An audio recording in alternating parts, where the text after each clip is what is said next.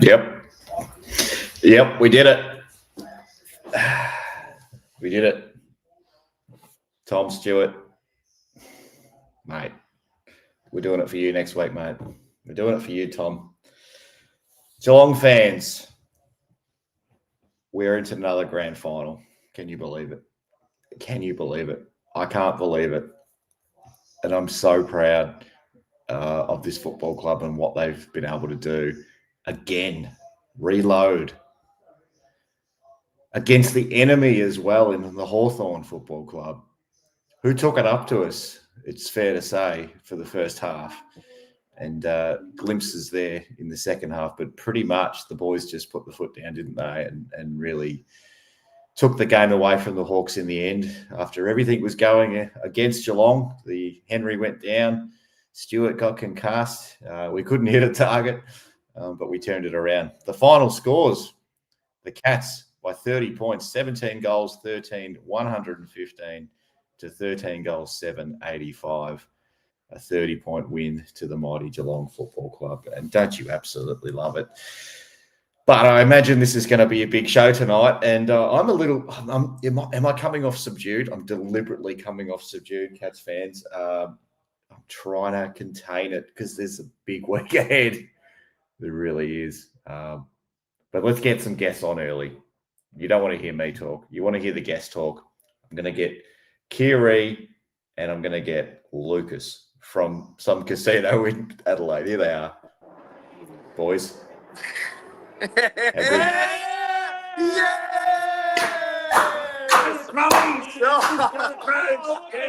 out of here.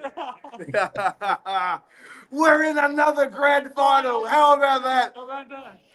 How about it? Oh, mate. We not only beat the Hawks, we absolutely powdered them, mate. Mate, did they honestly think they were a chance to beat us tonight? Seriously, did they really? Come on, they're nowhere near it. I tell you what, Ben. The Hawthorn players had a shoe sucked so far up their ass. We pulled it out. We bent them over the head with it. Woo! You must have been a little nervous there. Connor Nash, this is for you. Connor Nash, you are deported. Hawthorn scum defeated. On to the grand final. Stuff Hawthorn. Fuck him. Were you confident the whole way through, or were there some nervous moments for you in the first part? First 10 minutes of that first quarter, I thought, oh, geez, they've come to play, haven't they? But, you know, we got back into it. I thought at halftime, as long as we're efficient with the ball, we're clinical at goal, I reckon we'll be through. And that 5 to 10 minute patch in that third quarter as well, other than that, I was confident. I was confident we'd go through. So when we lost Stewart earlier, I thought, oh, here we fucking go. We're going to lose. We're going to bottle this grand final. He's not going to play next week, man. I can't believe he's not going to play. That's disastrous. That's the worst thing that's going. Nah. Kick me out, Ben. Sorry, I just joined in. I've got admin privileges. Kick me out. Bring me in when you're ready. No worries. Thank you, Paul. What are you doing? Okay. Just jumped in to tell us that. Get the fuck out of here, Paul. Get out of here. Bloody MCC member. Yeah, I know, you're corporate thug, Paul. You're a commie. I don't want to hear a fucking thing about you. I think they can do whatever they want, don't they? I'll tell you what, Collingwood or Brisbane doesn't matter. We're going to smack him. We're going to spank him. I want the Pies 2011 rematch. We want Collingwood. It doesn't matter who we play, but we want Collingwood. We want the umpires on their side, and we still smash them. Even Brisbane, they're undermanned. I don't think Lachie Neal will play. Even if he does, he's going to be absolutely cooked. Like, mate, when we're on, we could beat anybody. Like, We'll give them a 3. Hawthorn fans, all these Hawthorn fans. Are there any fans near you in the casino at the moment that you want to introduce to PostGame Live, or is there anyone about? Any footy people, or is it? We could roam around. Do a bit of roaming Kiri. Lucas is in a coughing fit at the moment. Oh, he's too excited. We've been roaming. Who are these two? This is roaming Kiri and Lucas at the Adelaide Casino. See if someone will let you have a spin. Ask him if you can have a spin for him. I don't want to see the wall. You're Any showing me Cats the fans? wall. Cats fans. We've got a put the YouTube scarf show on. if you want to say. Oh, No. they've all left, man. They've all left. Oh well, that's all You right. see, this is Adelaide, man. It's dead. If this I was was the going to Crows, say. I'll get Lucas. Put it on the staff member. Do people live in that place? Bang, bang, bang. I don't know. Geelong is on the board. Ben, do people live in that place or what? I don't know what they're doing in that place. It's a weird environment, that area. I'm a bit disappointed they've got their shirts on, to be honest. Yeah. Have I got? Casino or not. Nah, he's still got the shirts on. Where's your dad? Get your dad on. Shirts are still on. No, so we split there after the game. We're going to meet up at my car, so I should see him in the next couple of minutes. I have told him he's in demand for the show tonight. This So is a dead end here. Do you want to go downstairs, Lucas? Yeah, let's go. Fuck it. Let's go down. Hang on, keep it clean. what, so you can find nobody there as well. Okay, we're going. I mean, let's talk about what right, else did you hang on. like of the game, Lucas? What I liked is that we smashed Hawthorn across the head. We own Hawthorn. We own Hawthorn. Forget about any other team. We own Hawthorn. And Collingwood next week, or Brisbane. Here we go. We're going downstairs. We're going downstairs now. Downstairs. All right, while you're going downstairs, I'm going to see if Paul, grab someone for us, You Paul. got me on? Yeah, you're on. My mum will be watching. I've that? got no idea what to say to her when I get home. Grab a Don't fan say for us, Paul. Grab a fan, Paul. Come on, engage with the people. I know you don't like talking to them. I've got a very not a lot of movement around me. In fact, there are a lot of Hawthorn supporters here, so we might just pass on that. No, be brave. Talk to them. Ask them they're what Talk to them, filled. Paul. So don't worry about it. They're filled. They're all Don't worry about it. Tell everyone them who's- there's always next year. What was that? Oh, I'll yeah, tell you right. what, there's definitely going to be a next year for them when they get Zach Merritt in the midfield. Fuck me. They're gonna get better. You mean like they get a bloke who also doesn't know how to win finals? Oh, seeing down the Cats. Yeah, let's go straight down. Any Cats fans? Hello. We've got a YouTube show going. Cats for There's Say your one. thoughts of the game. Get hoodie. Like Get finding hoodie final on. siren. Get denim. No, there's Santa. Is that Santa? They've all left, man. All left. Hey, look, we'll give you our 3-2-1s. We won't Roll the log on dice the for show someone. Too long. Lucas, what's your 3-2-1s? 3-2-1. Fuck who played? Atkins, Cameron, and fucking Neil. They will do. I don't know who scored what. I don't know how many touches got what. But those three will do. Those three will do. Did I say no Dangerfield at all in your votes at all tonight? Mine, No. three votes Danger, 2 Jezza, There we go. 1 Tom Atkins. That's mine. Paddy Dangerfield. How he keeps playing at this age is just unreal, man. Without Dangerfield, we are absolutely fucked. Without Dangerfield, we are fucked. That was a prime Dangerfield performance. Yeah. No, there's absolute heroes everywhere. We'll let you go get on the few guests, but we'll see you on grand final day. I'll be making the trip for sure. All right, I might trap Lucas as well. Yeah, apparently I'll be going as well. Apparently, so I don't know how I'm going to go 6 hours in a car, but we'll see. You'll be fine. If you're still awake in a couple of hours, jump back on. I've got this cat running around at my feet at the moment. I like cats, but The AFL coach. Yeah. Before we go, we saw Dan Lowther at the casino. oh, really? Yeah. The AFL coach. He's getting himself ready for the game. Huh? Getting himself ready for the girls' game on the weekend. Yeah. And By I think blowing some Renee dollars? Gehring was there as well. I don't know if she's like an assistant coach now because she's obviously retired. He was there during the second quarter. That was pretty cool. So, but yeah, I'll be going to the W tomorrow. Playing Port Adelaide at Alberton. I think we should win that one. Front row to the Ashley Maloney show. That'll be absolutely spectacular. She's a I star. don't know if Lucas is going. No, we'll see. See how we go. Yeah. But no, what an absolute win! You know, stuff Hawthorn. Fuck them. They're dickheads. Kind of naff. See you back Go back to Island Colin Ash. Fuck you, mate. See you later. See you later, Mr. September too. I'll talk to you in a little bit, guys. Talk to you soon.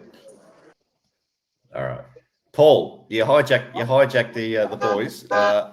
I did when I jumped because of the admin privileges. Whenever I just log into postgame live, I instantly get thrown into the call. Oh, okay. You should. Now I've just arrived at my car park. Gee, that was quick.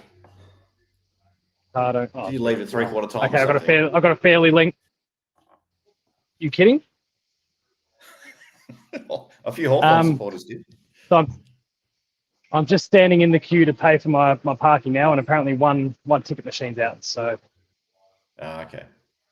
So I've got a few minutes, but the old man is within 10 meters off me. Beautiful. Well, not 10 meters off me, probably 20. The car park about 20 meters off me. So you can't get good reception in the car park. So right, okay. Right. So we're kicking the other boys off. I'll bounce myself back in. Bounce me back in shortly. Oh no, you're the. If you go now, the other guys have already gone. So it's going well, Paul. Yeah, but it's all right. Just bring me back into the call soon. All right. I'm getting the Vellas on. Thanks, Paul. All right, Bianca Vella. We haven't had Bianca for a couple of weeks. Let's get Bianca on. Hello. Grand final. We're in another grand final. That win is incredible.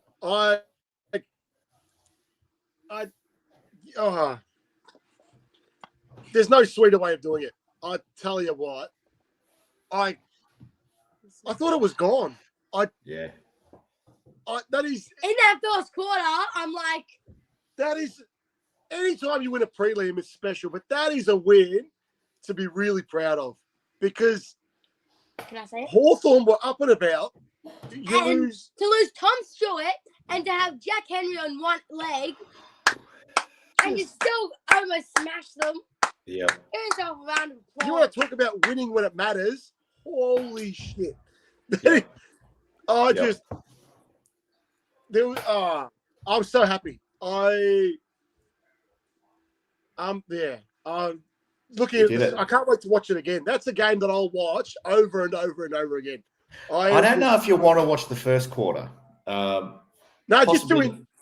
will just to enjoy it, just to know there's a happy ending.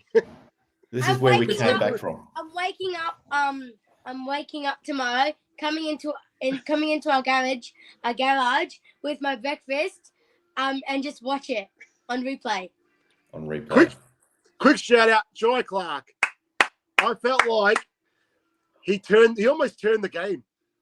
Yeah. Some of his efforts were amazing. I sat there going, shit, at halftime, I thought, he must have 20 disposals. He's only got 5, but it was the best 5 disposals I've ever seen. He just affected, he hit the contest so hard. He looked bigger than I've ever seen him. And then just as I start pumping up his tires, gets a big turn, he turns the ball over. I'm like, he did. Try!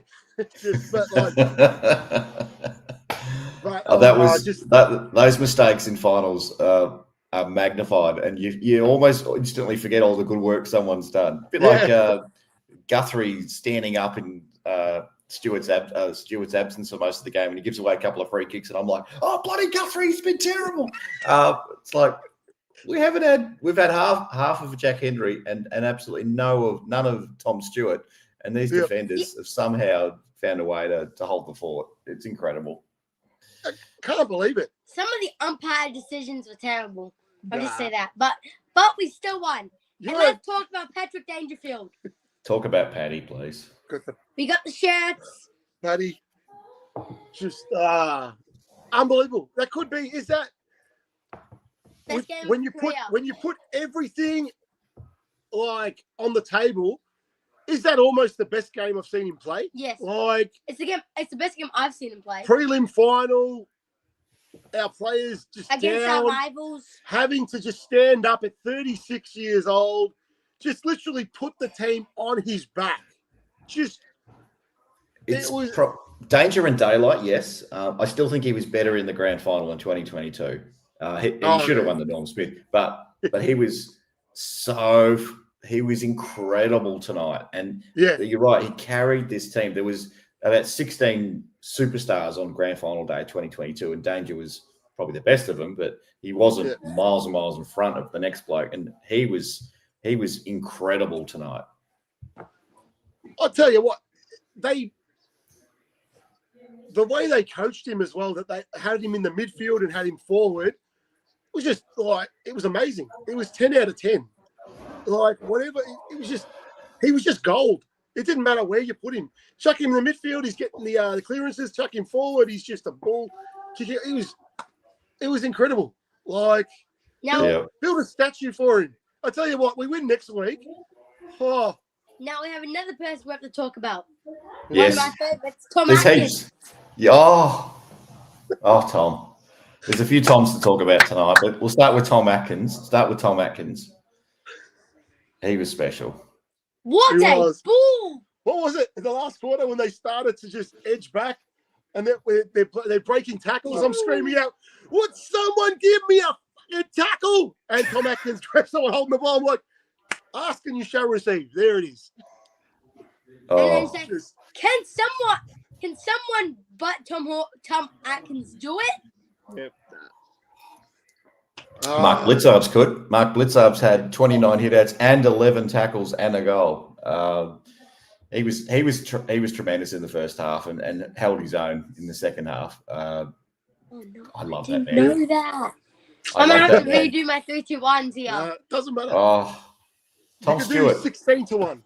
Can we talk about Tom Stewart, please? Because I think that's probably going to be. I mean, we're going to talk about it a lot over the next 7 days, but 7 or 8 days.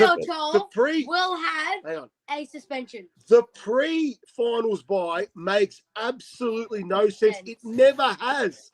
It's the whole reason top 4 doesn't even matter anymore. It's the reason why teams are going out in straight sets. Yeah. I've been saying it for years. Bye, it takes out the entire advantage of being top 4. I've been saying it for years. Get rid of the pre-finals bye, pre-grand final bye. But it's just like America. This is what happens. Tom Stewart can't play now. That's it. Have the Brownlow on. Have a big bloody thing on Saturday night. Exactly. Get everyone down there. Hype it up for 2 weeks. I mean, seriously, it's a no-brainer. It always has been. And now look what you've got yourselves into. Anyway, do you know what's going to happen? I'll tell you exactly what's going to happen on Grand Final Day. Joel Selwood's going to present the Premiership Trophy to Patrick Dangerfield, and they're going to get Tom Stewart to come up, and both of them are going to raise the cup together. That's what's going to happen on Grand Final Day. You heard it here first, everyone. If we win, we win. We're going to win. Don't worry about that. This was the Grand Final. This was the Grand Final. I'm sorry if that comes off as a bit arrogant, but I'm sorry. Cats are going all the way in 2025. They talk about as well our run into finals, how we weren't battle tested. We are now. Now we are primed for it. If you count Hawthorn as a decent quality opposition, I don't know. Can we count Hawthorn as quality opposition? I don't really know at this point. No, they're pretty good. Seriously. Tell you what, they're getting beaten and they're still working on their bloody celebrations. Yeah. Mate, what are you doing? Well, see you next year. Hollywood Hawks. Yep. Now, who do we want to win, Brisbane or Collingwood? Each other up. I want a UFC fight. I'm just going to sit there at 4 o'clock, and I hope they just beat the shit out of each other. Like, just hammer each other. I hope it goes to extra time. 3 extra quarters, 4 extra quarters.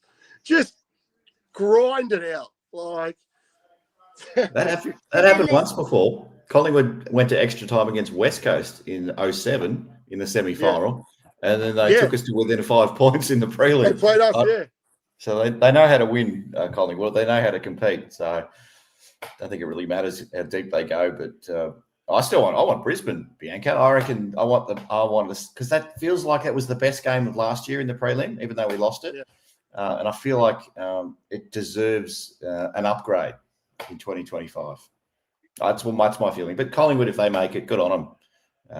We'll smash them. But Brisbane will be the one that will give us a bigger challenge on Grand Final Day. We won't get the same Brisbane team we got in the qualifying final. Yeah. You don't know that. Oh, I don't know that. No one knows anything, but that's my feeling anyway. Oh, Sean Matters goal. Sean Matters very goal. good, but At times, he he gave me screamed at the TV. he gave for me Sean Mann. he gave me the shits a few times. I'll tell you Oh my what. God. That first half. Oh man, it's just like whenever you've got the ball going forward, just kick long. Don't try and hit a target because you can't do it. Just like, And then 5 seconds later, he does it, and I'm like, all right, I'll shut up. but that goal, Hang on. incredible. Declan loved it. The handball from Jai Clark just whoop, Oh. whoop. It was just like just Shannon Jai Neal Clark. still like I'm waiting for it. I'm waiting for Shannon Neal to just like He had his moments, like his Tear- pressure. tear it a new ass. He had his moments. Bianca's right. He had some He had a moments. couple of moments, but Dangerfield got a free Danger kick. robbed him. Umpire robbed him. I don't know if that was a free kick. That was a good mark. It was a good mark. That was a great Takes the mark. mark, but Danger got the free kick. Tyson Stengel has ignited. He is Yes. finally ignited. We've been asking for him to catch fire, and he couldn't have picked a better day to do it. Very classy. That is all Australian Tyson Stengel right there. And Hawks fans going to be having nightmares about him in years to come. Yeah. Sorry, Hawks. Suck shit, Hawks. Oh, sorry. Sorry. Suck it. And the Bailey Smith goal. Shh. He said STUF. STUF. STFU. STFU. He's like, he told him. I hope someone got a good photo of and- that. Oh, And I'm gonna put that my in mum frame. called me this at halftime. When Hawthorn are winning at halftime, they've won 13 of their 15 games.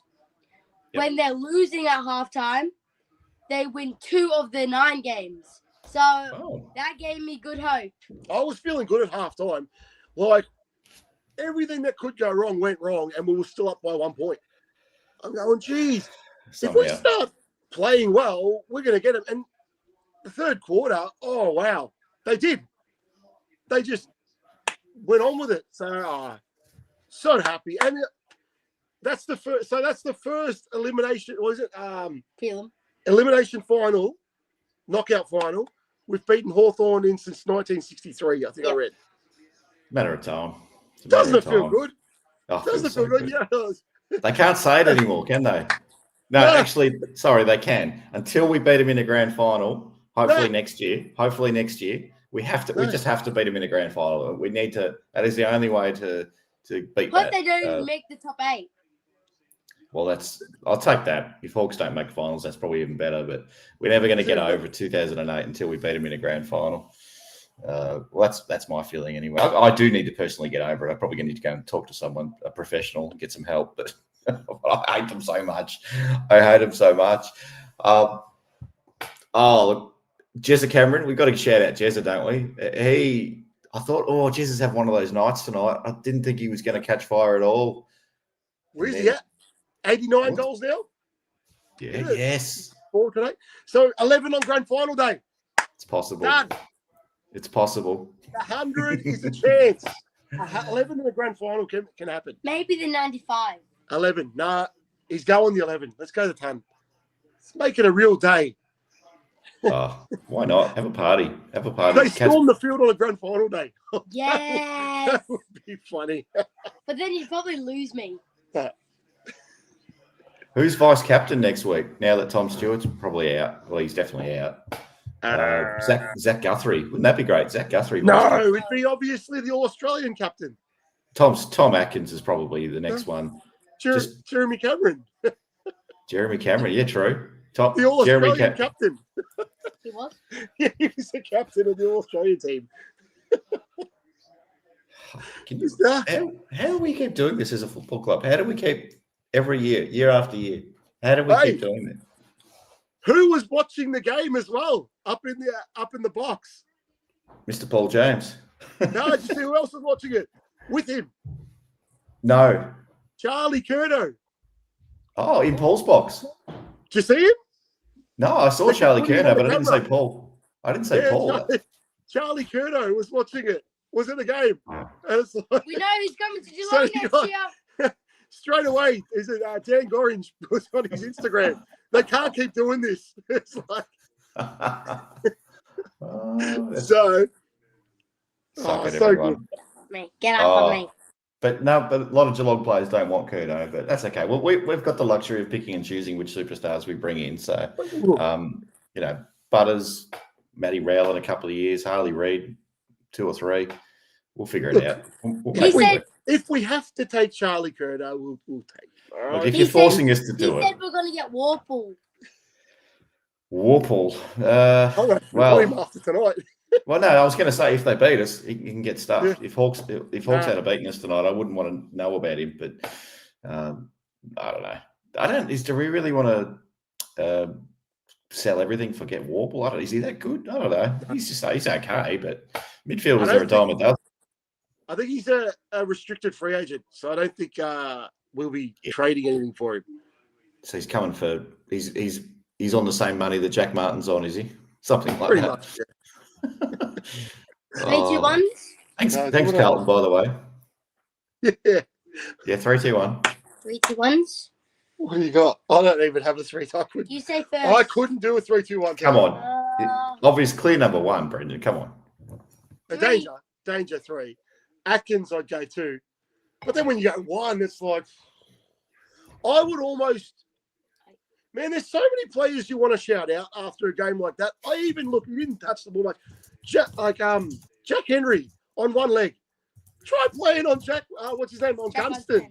When you're on a healthy body. Like, you can see he's just trying to keep going. Because we used the sub. He's just trying. And good on him.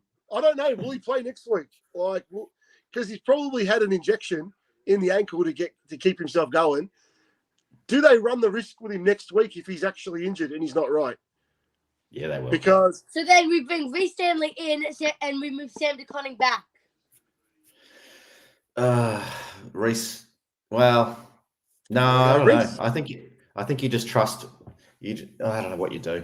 We're just going to hopefully we just got to control the midfield battle and kick, and our forwards have just got to click and hope it doesn't go down there. And look, we've won games without Tom Stewart before, but ideally you'd want him there because he's been absolutely flying. Unfortunately, it just seems to be the way. This is going to be the Geelong story. We might, we've lost our.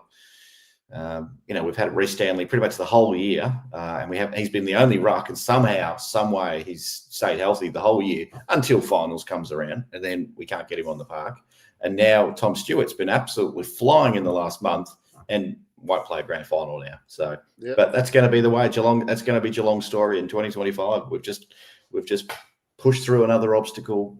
We've looked at another challenge right in the face and said, get out of my way. Just like Paddy Dangerfield said to the Hawthorn players tonight, get out of my bloody way.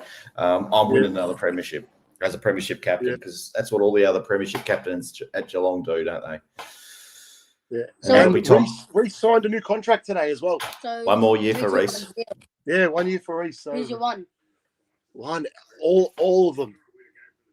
One, Chris Scott. Oof. I'll give one. That's it. There you go. Has he ever got a vote before? I'll give one to Chris Scott.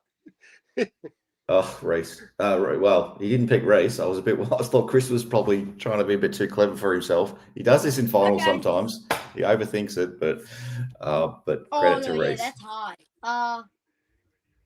So you got the same 3-2? Yeah, same so 3-2. One? Where's Lucas? Chris Scott under pressure. Is Chris Scott under pressure? Can I go 2? Yeah. Mark Woodside, Jack Clark. Oh, I was Jack Clark gets him. Whoa. Yeah. I don't mind it. Oh, it's a brave call, Bianca. I don't know if that'll be I don't know what my votes are going to be. I'm going to have to watch this game again. I'm actually not going to vote until I've seen this game again because now I know the result. I'll be able to look at it a bit more analytically tomorrow morning or tomorrow afternoon. Oh, incredible. Do you want to show off something as well? Go on, show us off something before you finish. Oh, that's your is that your best and fairest or your? Yes. There you go. Congratulations. Hold up. They can't see it because it's moving. You're gonna have to freaking hold it. Beautiful. Get closer. There you go. Very nice. Under 10s mixed. Lovely work. Lovely work. She also had there was a little bit of a surprise Bonnie. last night. Not too big, but Oh, I I tried to get my daughter on Bianca. She didn't want to come on. They had Come on. the league best and fairest last night at, for the whole league. And Bianca played a couple of games at under 14s level last year. She played two games at under 14s level last year. And she actually got 2 votes in one of them at under 14s level. And I actually said, when I was watching the game, I'm sitting there going, she's playing really well. I wonder if the umpires are noticing her here. Friday night footy. And it was on a Friday night as well. And then we found out today, we're like, oh, look, there it is. B-Villa, 2 votes. I wonder if they know she's 9 years old. That's what, but I'm sure that's what all the other AFLW players, they were absolute superstars when they were 9 and they were playing in the higher age groups. And so, Bianca, you're tracking. You just got to keep listening to Dad and training hard, because we love watching you do all the training videos and the kick-to-kick videos and all that sort of stuff. So I hope you keep doing it well. It's great. Congratulations. They want to come to the draft party. Captain coach next year. Captain coach. Love it. Yeah. Love it. We'll definitely try to get to a game next year. I think we'll have to make a commitment to do that, and we'll bring we'll bring all the Hoops Crew gear and everything like that. Big banner, we'll hold a sign up. Have you got a Bianca sign, Brendan? We need one if we haven't got one. We'll get one. If we make it to the grand final, you can come then. Next week's going to be interesting, isn't it? The grand final, AFL grand final. It's going to be. I don't know if I'm going to be able. Are we going to be able to do post game live after the grand final, or is that going to have to be the day after? I don't know how. I'm not sure. Like, are you going to be going to the grand final? I'm in the lotto, You're or whatever it's called. Yeah. So I've got a 1 in 3 chance. I don't think we're going to be able to go. So I think that we're going to try. I hope that they're doing something at GMHBA Stadium or something. Because I've been to all the grand finals. They went to 2022 as well. As I thought this year we might go a different experience and hopefully go to like a big viewing party with everyone that's not going. So we've talked about it as well. My partner and myself. If my brother's he's in the draw as well. So if he gets tickets for the grand final, but we don't, we'll probably go to the viewing party. It's one of the options anyway. But if none of us get to go to the grand final, we'll probably watch it at my brother's place. I'd say he's got this big cinema room with the floor to ceiling cinema screen with the reclining chairs and everything. So that'll be good. But yeah, hopefully we can go. I really want to go, but I'm not paying $3,000 this time. I'm not doing it. I did that in 2022. I'm not doing that again. Absolutely worth every dollar, but I can't keep doing that. Just got to talk to Paul, get those corporate tickets somehow. I don't know how we're going to find out. Hook us up. He keeps popping into the chat, but he's disappeared again. So I don't know where he's got to this time.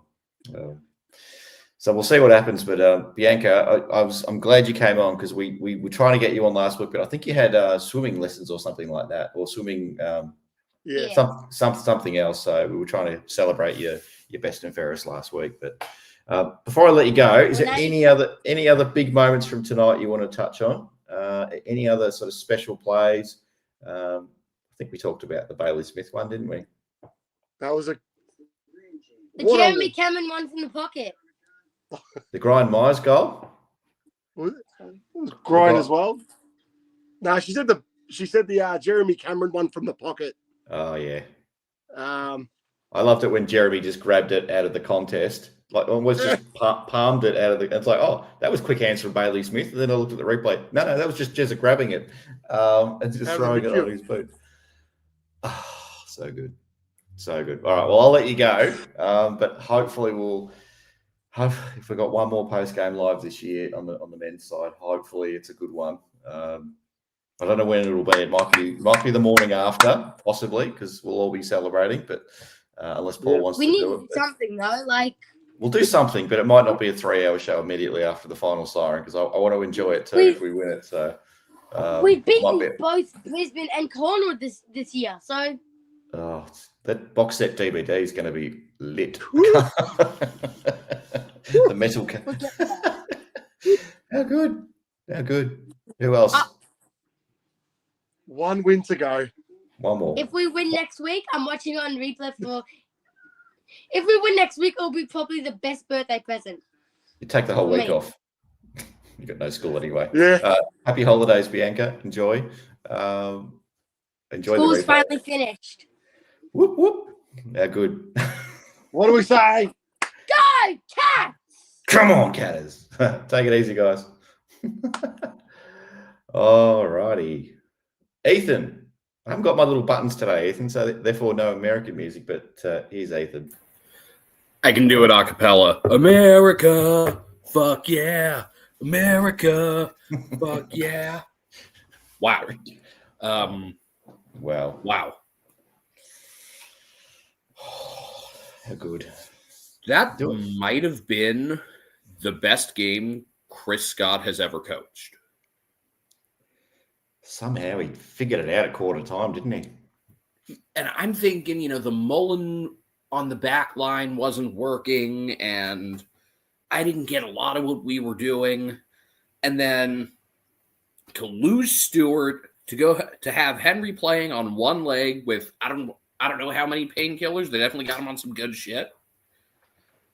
But to go, and there were so many small adjustments. I mean, the big one was we were flipping momentum before the end of the first quarter, and then we got into that sort of kick mark style, which I think was really important to do against a team that wants to run and overlap, and that's how they had gotten out against us early.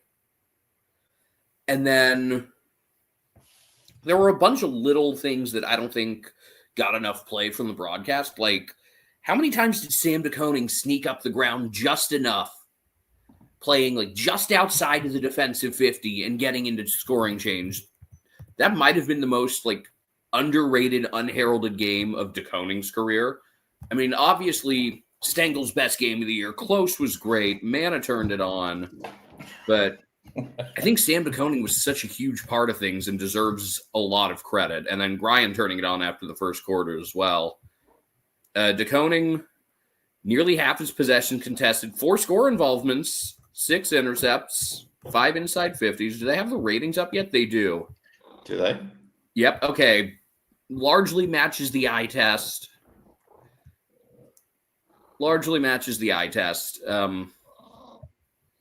Get you that in a bit, but just what an incredible total team effort. 2 weeks in a row. Who's our friend here? This is Pumpkin, the official cat of the Hoops crew. Yeah, Brian is not in the room right now, but had him in here for the whole game.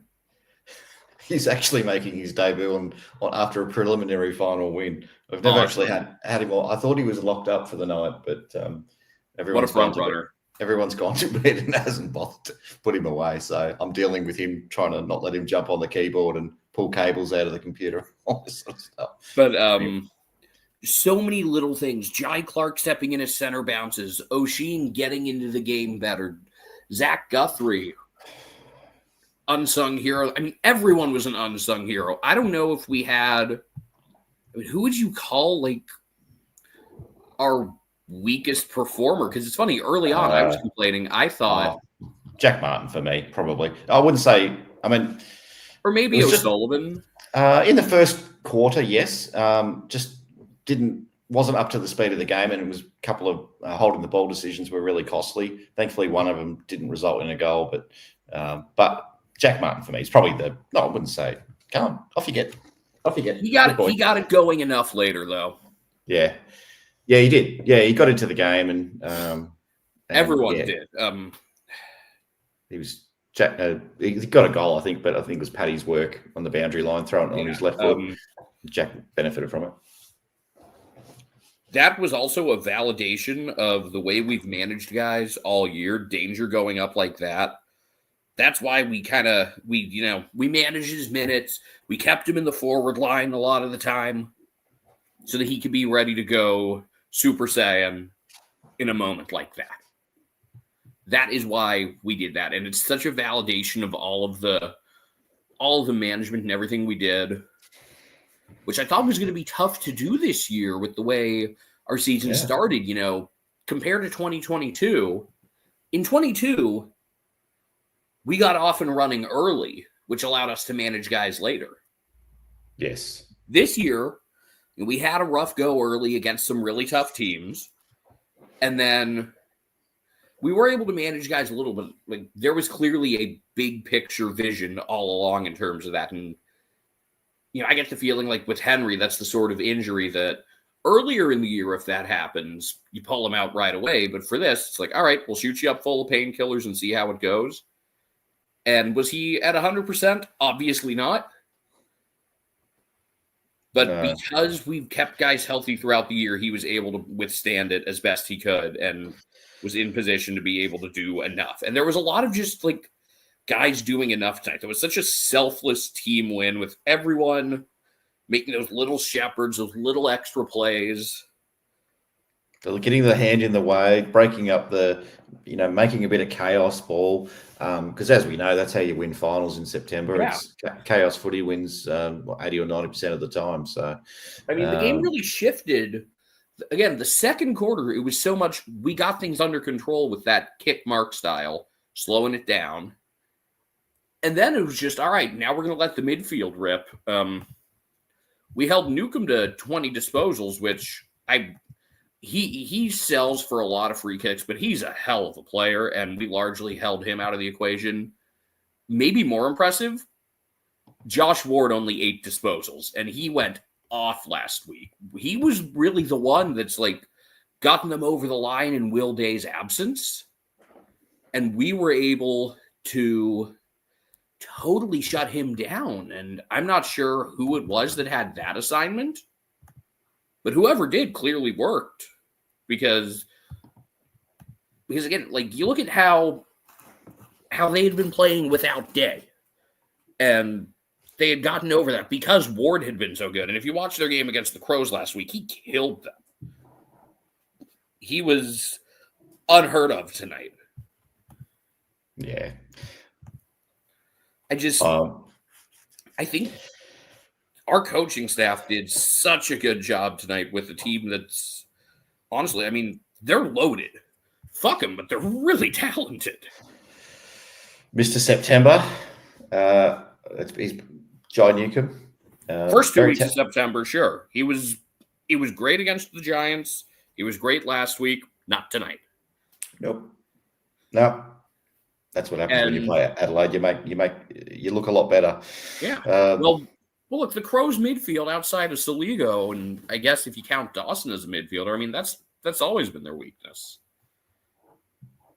The whole AFL world didn't rate Geelong a few weeks ago. They thought, soft run into the finals. They're not playing anyone decent. And you watch it'll turn now about how Geelong was gifted the fixture from heaven. Like it'll flip. Now it's like, Geelong's only winning this grand final because of the soft fixture. All of a sudden, a soft fixture makes you win 3 finals, does it? You watch. They'll go on and on about Danger getting paid that mark, which in real time looked like it was on the line. On replay, it was probably over. How many times have you seen them just let those ones go there when they're close? Oh, yeah.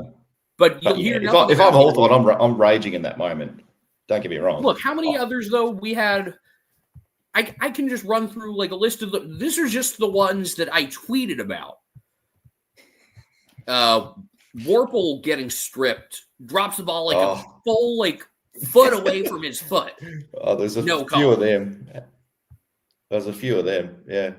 There was one from Battle that was really bad. Battle holding, who was it that didn't get called? I don't think the umpiring had much to do with this game. Wasn't Sicily caught once or twice, I think? Yeah, there were some bad calls that evened out. The fact is, we turned it on after the first quarter and beat a damn good team and did it by taking them out of their element. And yeah, there was, I don't want to get ahead of myself, but there was just a level of selflessness and the way things flowed in those middle quarters that just looked like what teams that have won flags in past years have done. Now, obviously, there's still another game to go. We're going to have to recuperate from this one. Having the extra day will be nice, but it's whoever we play is going to be a hell of a matchup. Yeah.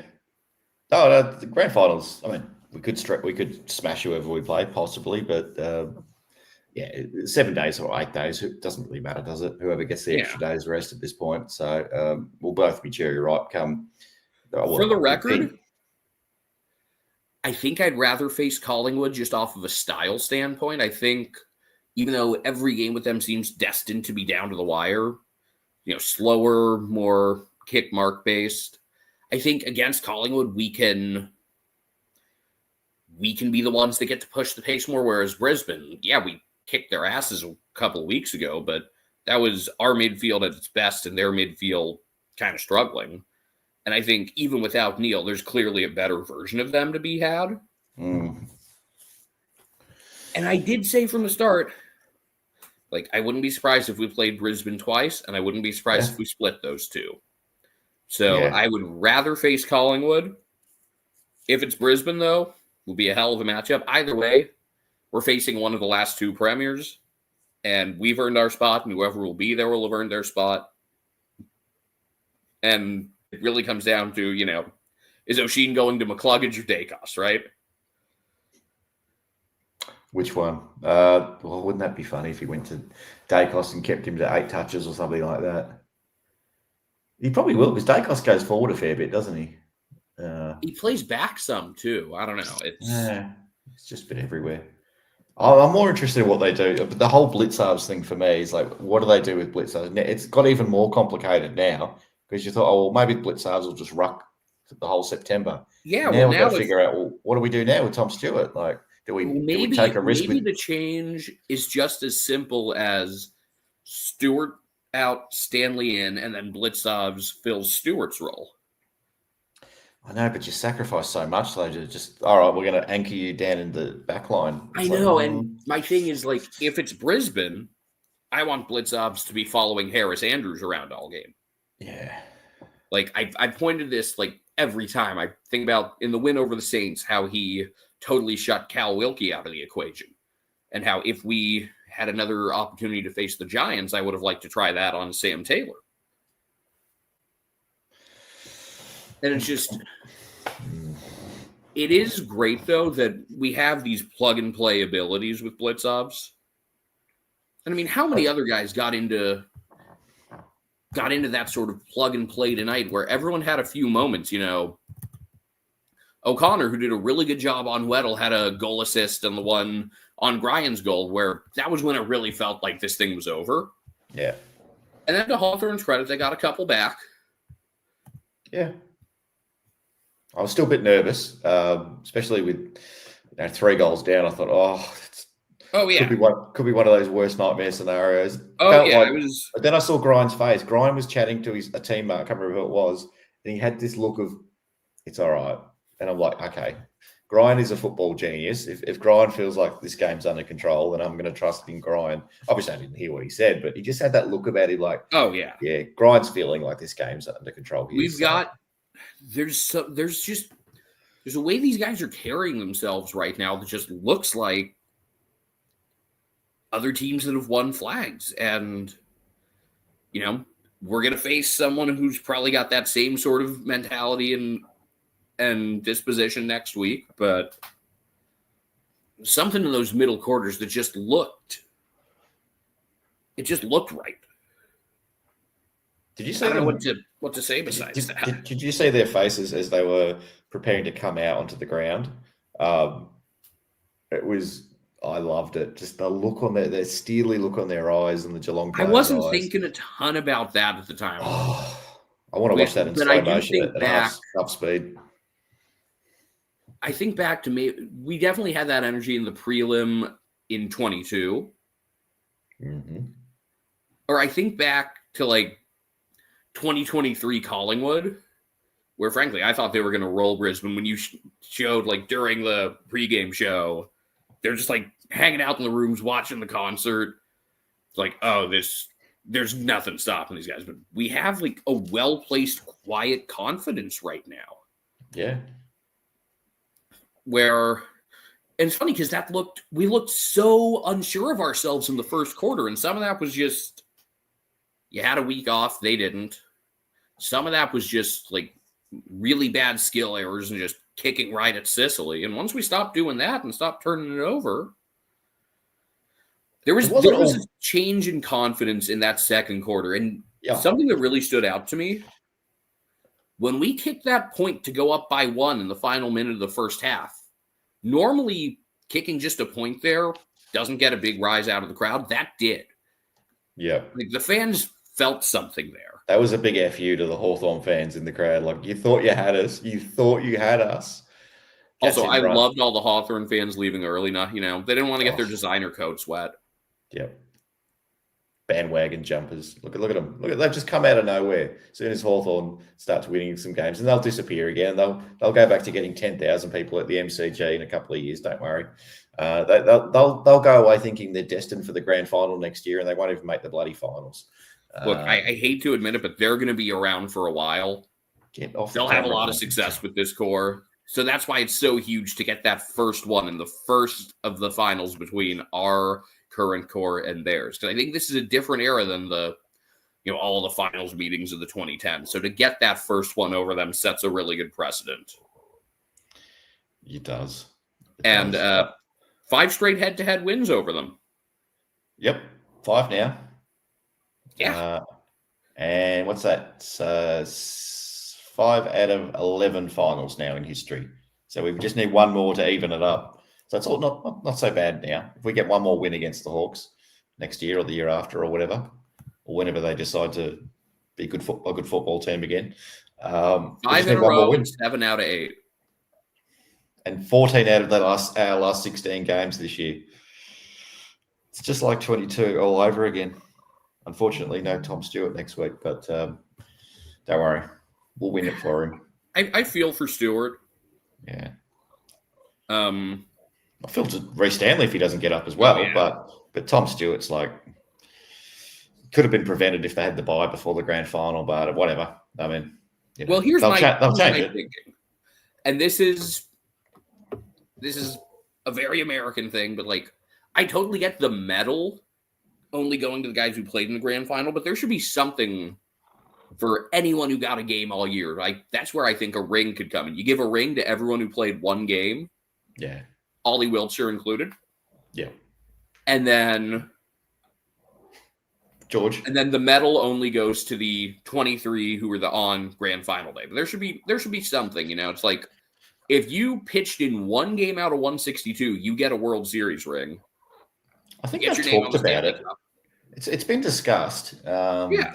But I don't know if it's necessarily got a lot of traction just yet. Or I would also just love if we could, win next week and before Jezza puts his ring on his puts the medal on the cow's neck. Have all 23 put all 23 all 23 medals on Stewart, have it like weighing him down. Everyone give their medal. Oh, can you imagine the scenes if everyone just put their premiership medal on Tom Stewart's shoulder? Yes. Again, I don't want to get ahead of myself here. Also, I would love if Holmes had kicked a goal. I wanted him to fake pulling a hand, like for a celebration, like a fake hamstring. Oh, just hop on one leg, just oh no, reach for it. That would have been the best. But a couple of minutes to go, I'm like, get Holmes off, and then when I saw him on the bench high fiving his teammates, I'm like, thank God. That is one of the best moments at the end of any finals win when you've got the guys on the bench celebrating like that. That's such a good feeling. Shadu, I hope you got to see some of the game tonight after that crisis that you were dealing with. Not great.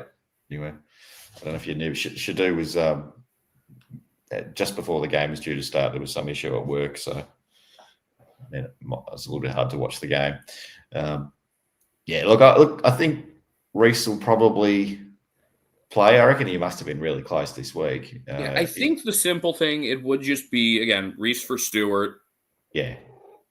John Clark probably a sub again, you'd think, at this point. I have been, I was critical of Jai Clark. I didn't get why we were including him. I thought, maybe he'll be an all right player, but the Selwood comps are so over the top. And then he came out tonight, and played the best game of his career on the biggest stage.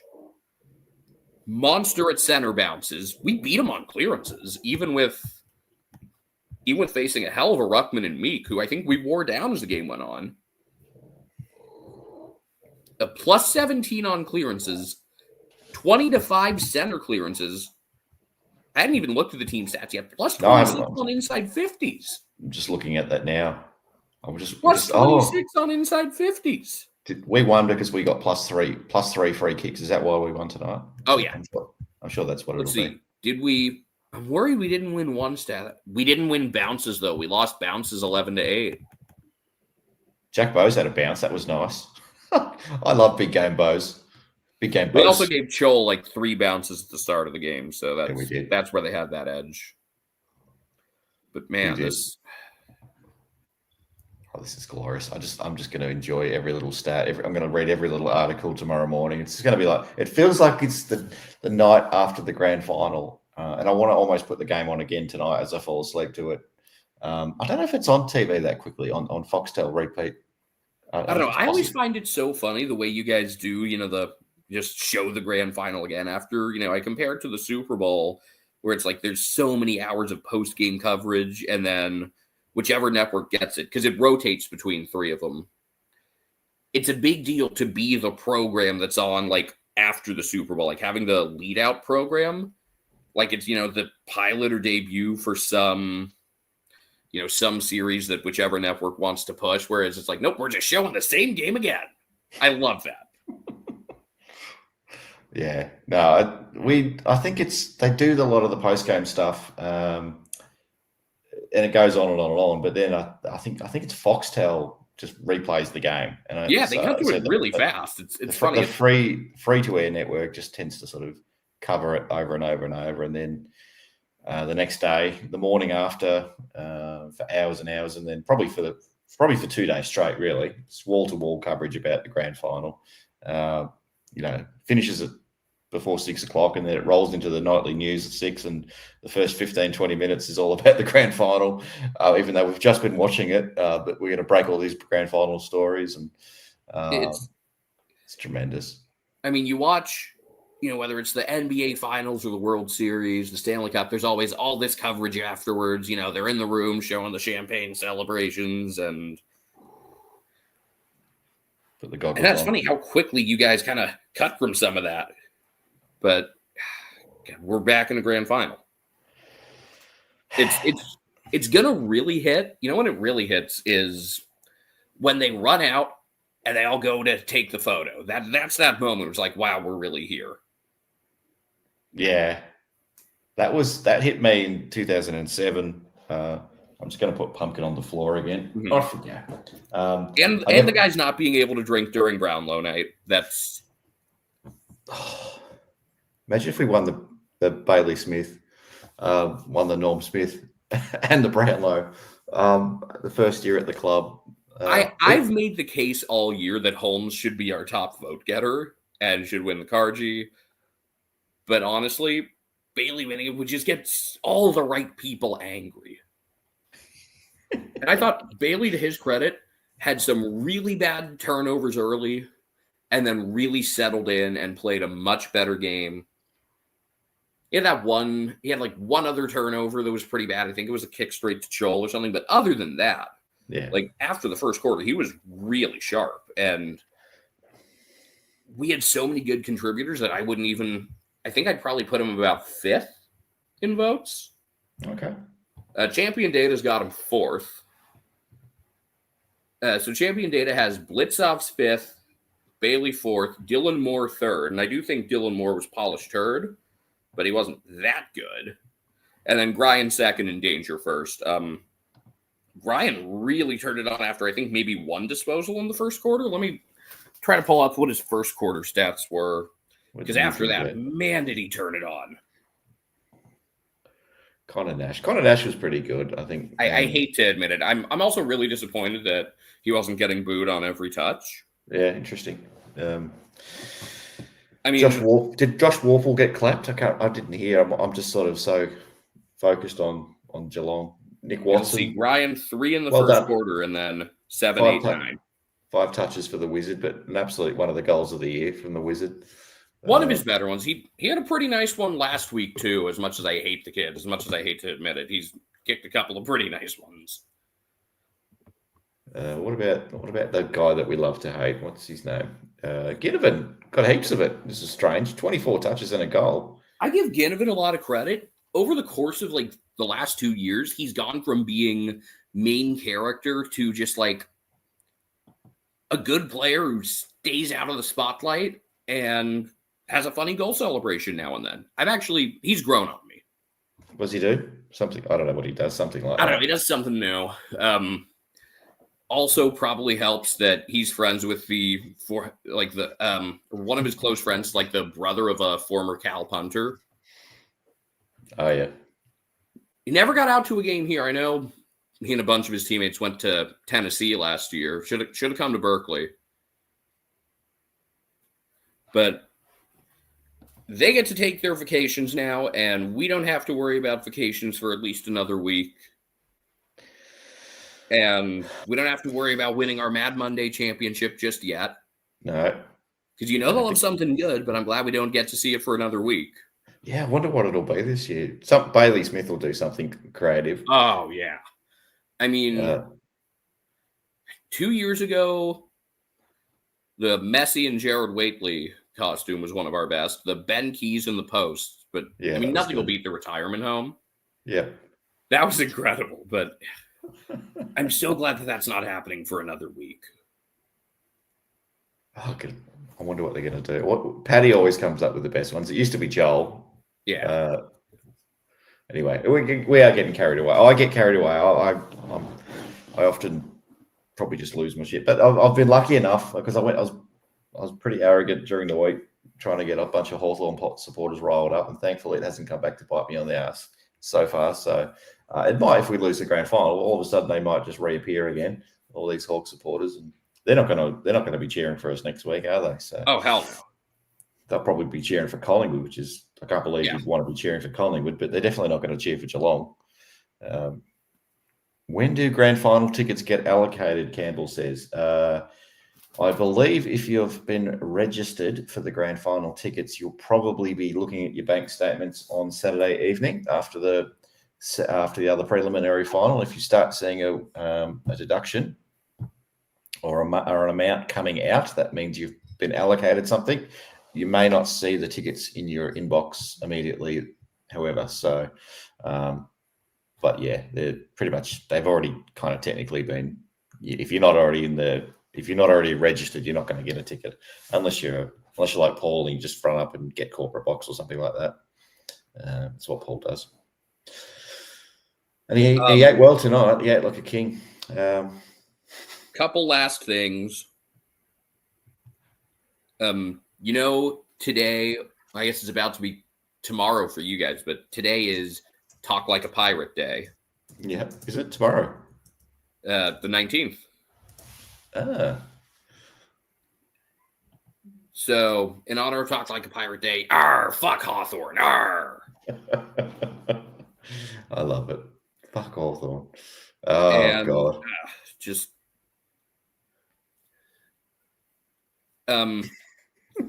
I'm actually, this coming Friday, I'm probably going to be working until right around opening bounce. Probably watch some of the first quarter on my phone on my way home. But the last full circle moment, round one this year, I was watching on my laptop from the state basketball championships while LeBron's son was playing. Bryce? Bryce, yeah. Yeah. So start the year at a high school basketball game, finish it at a high school football game. And the last time I had to miss the start of the game because of football was the 2022 qualifying final. So while my attention will be divided, I might do the shittiest post-game interview of all time. We're in good company. Votes, honorable mentions, guys who just failed to crack it. Tyson Stengel, best game of the year at the best time. Yeah. Felt good once he finished one from in front. you started to feel pretty good because he had been missing those. Yeah, he's been pretty rubbish. I mean, he's like going at about 50% this year. Yeah. From everywhere. It's just, he just hadn't quite clicked. And I kept thinking he's just about to catch fire because he's looking great. He's just not converting on the scoreboard. Yeah. And that's kind of what you're there to do. But thankfully, tonight he got some reward for some good form that he's had in the last maybe 5-6 weeks. And hopefully he's got one more good game left in him. Honorable mentions also to Sean Manna, who was chaotic and at times sloppy early and then really settled in. Zach Guthrie, honorable mention. If we were going to like a ballot of Brad Close as well, if it was like, a full coaches Gary Ayers ballot of 5, I would probably put Bailey Smith and Sam DeConing in.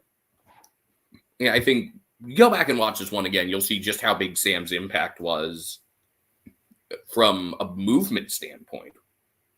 That was one of the things that was clearly an adjustment side. I mean, he's skilled with the ball. He is. Oh, he's got the softest hands ever. Like, he just doesn't panic. Normally you see guys panic and they just fire out a handball and it's like overshoots. No, he knows what he's doing. He's smooth with it. Yeah, he's sometimes a bit too calm. He just needs a bit more energy. But in those moments, Spartacus, thank you very much. Appreciate that. Thank you very much. Sometimes he's a little bit too calm, but when he's got the ball in those phone box situations and just gives out the soft little handball to a running teammate, it's just glorious. It's absolutely trust glorious. him more handling the ball in the right up against the goals than most of our other defenders. One vote, Tom Atkins. Progressively got better as the game went on. 10 tackles, I think? How many did he finish with? Was it 11? 11. Same as Blitzarves. 11. Yeah. Blitzarves. That he just went in and we thought, O'Sheen's getting the Newcomb assignment. Nope. Atkins got him. And even if Atkins is facing a guy who's physically got more than him, he just finds a way. He's got so many leadership qualities. Even I don't care that he's not the captain. He's a second captain. I keep saying this. Yeah. 2 votes to Gryan, tied for lead in score involvements. Really came to life after the first quarter. Actually, no, he ended up as a leader in score involvements, 14. 4 goal assists too. Yep. Plus one of his own. And got Warple holding the ball. That was great. I think he and Warple go pretty far back. I know they played together growing up. We need, I don't have the editing skills, but we need like a James Warple, the Kevin Durant, my next chapter. Except ideally we aren't blowing a 3-1 lead in the final. No. But you can blame Klay Thompson for that. Well, I mean, Draymond Green's the one who kicked the guy in the nuts. That's true. That was fun to witness from here. That was fun. And then obviously, Dangerfield, 3 votes. That's even if you watch this game like half asleep, you would have noticed that one. That was generational. He's just marking everything. He was hitting every pack, and it just like the Hawthorn players just didn't want to go near it because they just knew they were going to get crunched. They went up for the fight. And remember when his leadership was questioned in 23? Yeah. Yep. I'll put my hand up. I didn't think it was the right choice. I thought Tom Stewart would have been a better choice, but I would have gone Atkins, but Atkins has continued doing his leadership things from his own role. And I mean, how many times do we see like Atkins has been the one to corral Bailey when he needs it. He's been the one to step up in so many different ways. And it happened a couple of times tonight. Max Holmes had to calm him down, and then Tom Atkins flies in left of screen and starts calming because he was boiling hot at one point. He was ready to get a 6-week suspension at one stage. I think it was the third quarter. He was fired up, and they're like, "Mate, just take it, chill." When he and D'Ambrosio and Nash got it, we did a good job on D'Ambrosio and Amon, who I think are both really valuable. We really handled both of them. Yep. I mean,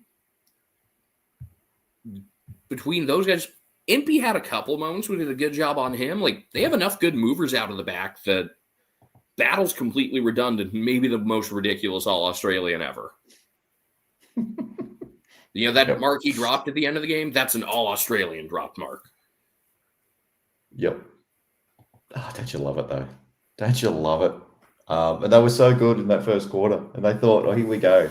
Can you believe it? We're going to be in the grand final, the Hawks. You could see the Hawks fans on the other side of the fence. They were celebrating. It was just, we took them out of the game they wanted to play. Yep. And it was that just slowing it down for a while, maintaining possession. That was what really, really flipped things. It was just...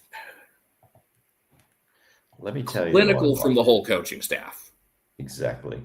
Let's send Stephen King off with a ring next week, with a medal next week. I want to go. Can we keep him? Probably can't keep him, can we? Who haven't we haven't talked about Connor O'Sullivan. He had there was a bit of a mixed bag for him tonight. He was okay. He wasn't great.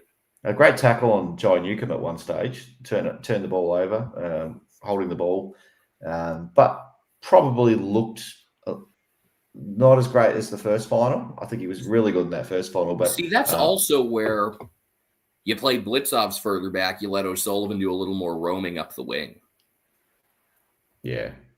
And I've been a believer all year in O'Sullivan's ability as a mover on the wing, more so than a one-on-one defender. But he did get thrust into that spot, really didn't have a choice after guys went down, and he did pretty well with it. He looked, that first quarter, he was one who looked really overwhelmed and then settled in. Can I throw a left field one at you? Yeah. In the past, and I'll get shot down for this in the chat, I'm sure of it, but in the past, when Tom Stewart hasn't been around, the perfect guy to fill in was Mitch Duncan, who just controls the play as the quarterback. It's a great kick. I don't think it's going to happen, but do you think the match committee, selection committee would consider it, or is that ridiculous? I think Buse would get the nod ahead of him. But I think it wouldn't be the craziest. I think what's going to ultimately make it a non-decision is that he probably hasn't been training to be back out there. The way they handled like the VFL game, it was pretty clear, I think, that they knew he knew that was it. So maybe I just don't imagine he's been conditioning for that in the last few weeks. No, he's probably not.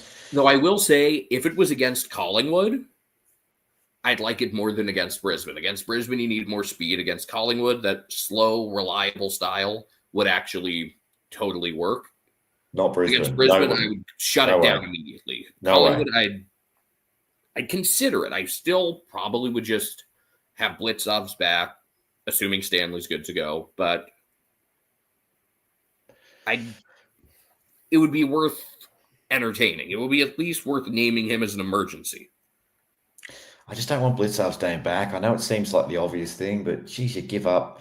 It's like saying, maybe we should play Jeremy Cameron down back to fill a hole. No, where we kicking goals from? That's how I feel about Blitzovs. He's just so valuable through the middle of the ground.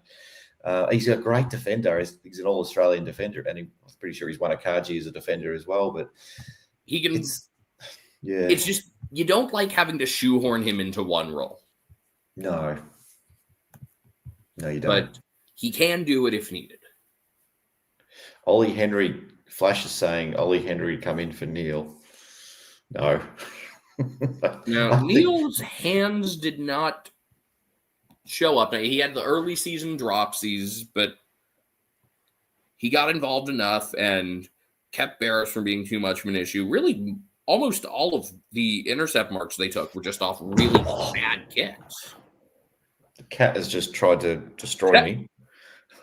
What are you doing? Anyway, as I said, no one wants to put the cat away. Yeah, I think Brian wants back in, so I'll entertain him, and it's going to be fun waking up and realizing, we won this thing. Don't go to sleep. Well, you don't need to. I mean, you can if you want. I'll probably be awake for another 2 hours, even though it's 12 o'clock. Yeah, I'll be awake for a bit, but I do have work in the afternoon to deal with, so I suppose best it's only to be functioning for that. Friday. Hey, Lucas is back online. great.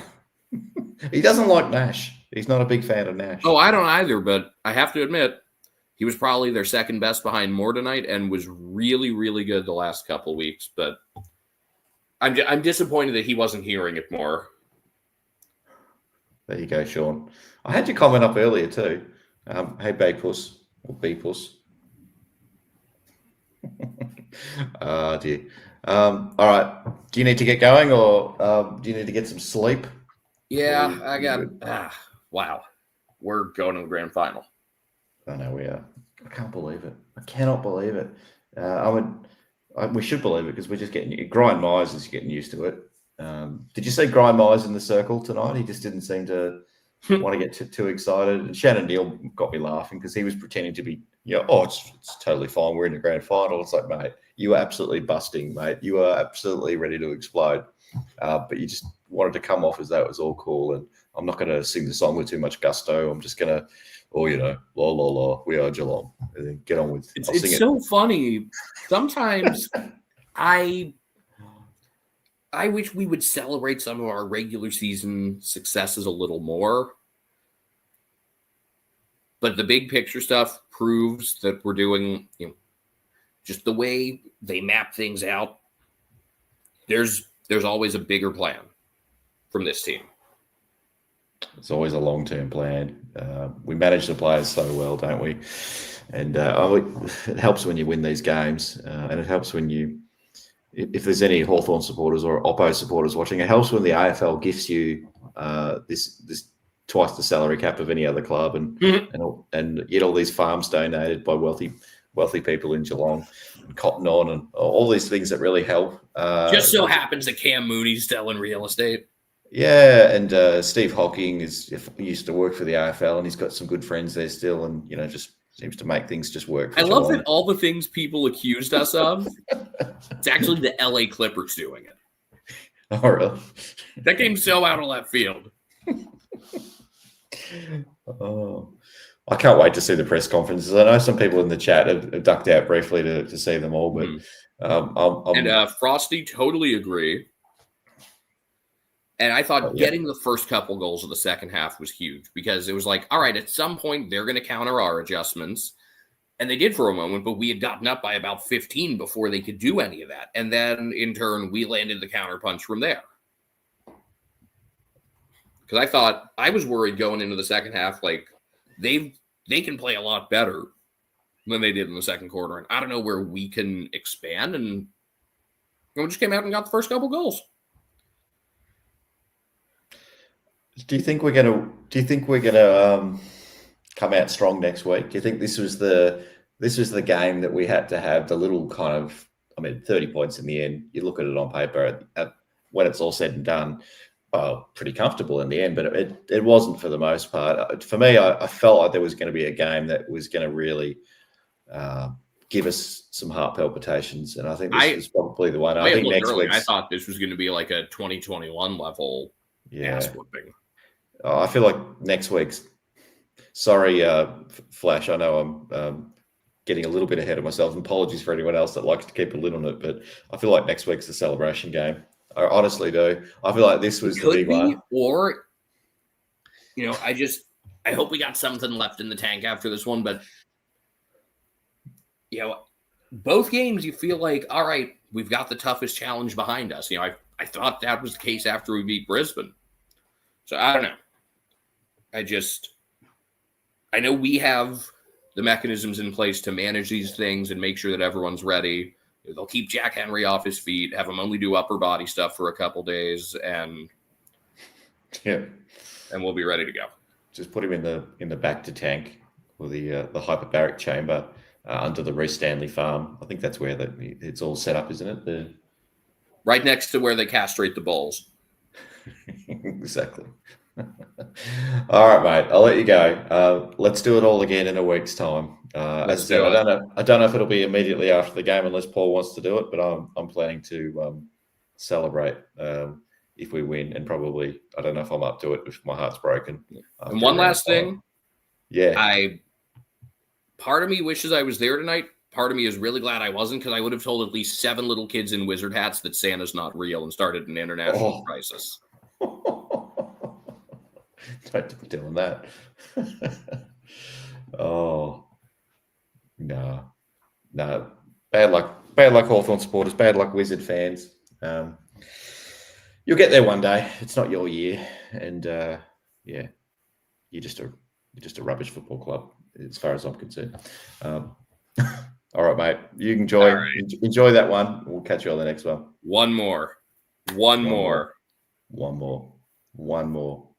See ya. Oh man, Lucas, are you around? Lucas? He's back. Welcome back. You're on the train now, or the tram? Can you hear me? I can. Yeah. I'm on the bus. I'm ready to go home. Wow. Hey, everyone. What? Hey everyone. Are you pissing everyone off on the bus? Well, I was with the Geelong scarf. All I needed is a big box and we might have the theme song going. But we are Geelong, the greatest team of all. We are Geelong. How about them cats? Against the scum of the earth, the Hawthorn. Just unbelievable. And it doesn't, like I said earlier, it doesn't matter if we're playing Brisbane, if we're playing Collingwood, if we're playing Fremantle, if we're playing St Kilda, we're going to smash them next week. Whoever we play, we're going to smash them. We're going to absolutely smash them. Give them a 4-goal head start, I reckon. Help them out a little bit. It's in. I'm cool. I'm absolutely cool. But it's in the bag, and I just don't like that football club. I don't like Sam Mitchell. I really don't like Connor Nash. But no, we finally bet them in an elimination final, haven't we? We finally got 2013 when they beat us in 3D. Is that you? That started their 3P. Now we're going to start our 3P. This is going to be our 3P, and they've started it. So we don't worry about Hawthorn next year. Zach Merritt, no, they're fucking Hawthorn. The Butlers FC. So coming to fall off the cliff. Adelaide nowhere near it. It's ours to lose next 2 years. So we're going to win next year, 2026. That's our 3P. Just like Hawthorn's 3P when we lost to them in the prelim. I thought I was probably going a bit too early with the lid going off. You're already predicting the next 3 years. I'll worry about next week. I'll get a little bit carried away this week, but like I said, I reckon if Hawthorn played at Collingwood in Brisbane tonight, they would have bet them. Hawthorn would have bet them. So I believe the winner of this game will win the grand final, and it's going to be us. We didn't have it all way. You know, that first quarter when Stewart went down, I thought, oh my fucking God, here we go. We're gonna blow this. We're gonna absolutely let them in. But this is one of our best wins for a very long time. Probably since did we play in 2022 really? Melbourne? What was that? You broke up a little bit there. Say that again. Who did we play in the 2022 prelim? Melbourne? 22. Oh God, Brisbane in this preliminary final, and the first final was Collingwood. Collingwood was the first one. Collingwood in the first final. Yeah, so Collingwood, Brisbane, and then the red and white team the under 12 Sydney under 12 team that day. Absolutely terrible. Oh well, maybe there'll be a Sydney next week. Maybe I'd love it if we be Collingwood. I'd love to be those black and white bastards. They think they're so arrogant, Dacos and the umpires. The worst fans. They're the Victorian Port Adelaide. So either way, it'll be a good grand final. Oh, it'd be a fantastic grand final. Just it's so hard this year. A lot of ups and downs, and we're not. Chris Scott. Chris, talk to us about Chris Scott. Does he deserve an apology? Are you here to apologise? Chris Scott's a fantastic coach, and he'll continue to be Geelong's coach for a very long time. If you're new to postgame, if you're watching tonight and you've never seen postgame live before, my wonderful guest Lucas here has made some bold calls this year. At one point, said Jezza should be in the VFL. And now he's nearly kicked 90 goals, and then Chris Scott should be back in the VFL or somewhere. Anyway, never coaching ever again if we don't win the prelim, but he's in another brand. Back coaching the VFL. Well, it's good to see that they did watch this show, and it's me that's inspired them. It's me. It's all me. So I had a huge night. Yeah, well, we had a good night at the casino. Kiri went a bit early. I stayed a little bit late. As you know, I haven't come in well the last couple of weeks. No, you haven't. Feeling better now? So, well, pray for me. I don't know how I'm going to go back tonight. I've absolutely no idea. I think when I get home, I won't get. Actually, it's 11:40 right now. I won't actually get home till 1 o'clock. Wow. So it's an hour and a half. It's an hour and a half from the city to where I live on a bus. Jeez. Okay. So I actually wanted to stay. I actually wanted to stay at the casino for longer. I had something going good. But I had to get home.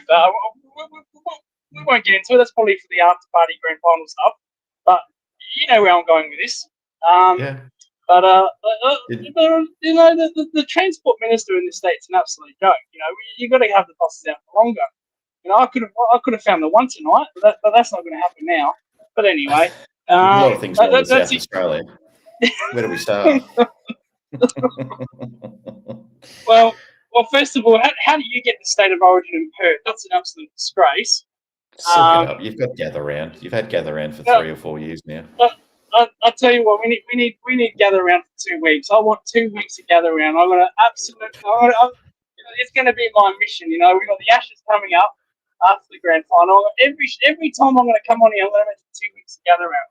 I'm going to be nasty. I'm going to be repulsive. I'm going to absolutely do everything in my power to get 2 weeks of Gather Round, and it will happen. It will happen. But first of all, you know, the big B, the Melbourne. You know, I might support Geelong, but that doesn't mean I support the Victorian scummen. I'm South Australian through and through, and I want the big B at Adelaide Oval. But you know what they get? Perth. How the hell did Perth get there? Who's playing for Perth? Patrick Cripps. You've got to be kidding me. That guy's gosh, he's an absolute loser. Lawson Humphreys. Victoria, Western Australia for 10 years, I reckon. We'll just South Australia stuff for you guys, you know. And then we might play an all-star side from the northern states like New South Wales and Queensland, and then maybe Tassie, and then maybe we'll get around to South Australia.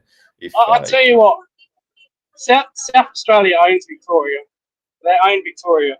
The two South Australian clubs may not be going as. Thank God it wasn't the Crows this week. I would have. Oh my God, that would have killed me. So at least Hawthorn did something good there. I didn't have to worry about my mum this week at all. So at least Hawthorn did something right. Something. Your mum will be happy for you when you see her tomorrow. Yeah, if she's well enough, she'll. Yeah, well, I've been sick and actually picked it up, so which isn't good. No, I gave her a phone call after I got on the bus. She said, "Oh, how about that Patrick Dangerfield? You know, 35 years of age, isn't gather around enough for you." Then it's like, well, no, you get gather around every year. You corporate comedy now. It's a big right, get a bit. Ethan, come on. Oh, that's it. Listen, Ethan the Snowman.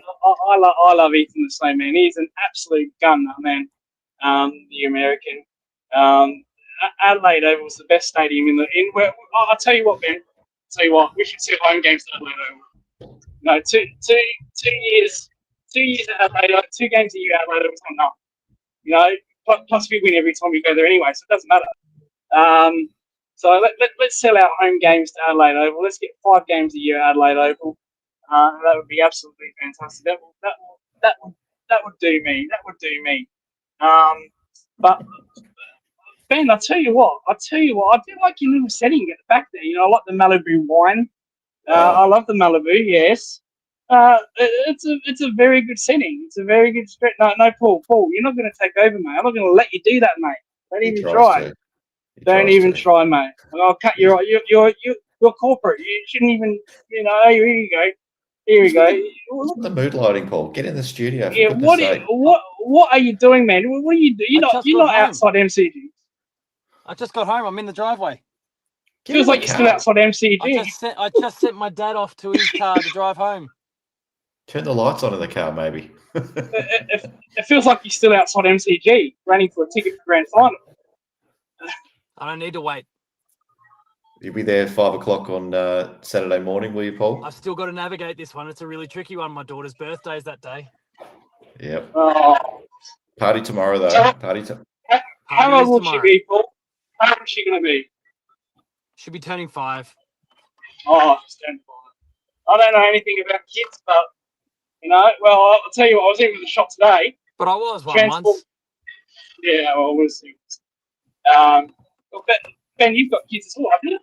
Yeah. They're up. I think they're still awake. They might be upstairs. I'm probably keeping them awake by talking because I'm right below my daughter's bedroom, so she can probably hear everything I'm saying. I'll tell you what, Ben and Paul. What if your kids decide to be Hawthorn fans? What happens then?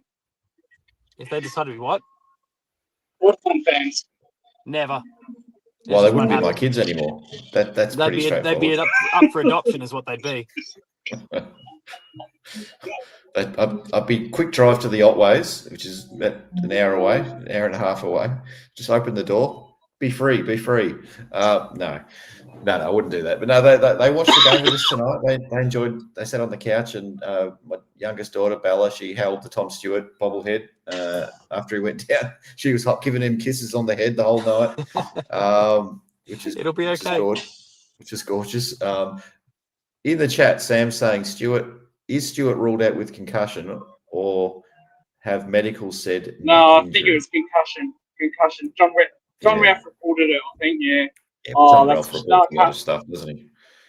Yeah, I can't believe that. Geelong have put the ball in their home, doesn't hear me. Yeah, well, my hand of things about to go. Everything's about to go after tonight. So, how old am I? Jesus, 33. Goes up every year. I have no idea how old I am. 33. But Paul, Paul, it feels like you're outside MCG waiting for a ticket, mate. Can you put a light on, please? Yeah, what's going on? The car, Paul, sort your lighting situation out. There's only so much lighting. I don't have my key lights in the car, Ben. Do you know what you need, Paul? There we go. Actually, that's on the other side, though. Well, Ben, I've got something bad to pick with you. All right. Yeah. Why were you not at the game today, supporting us?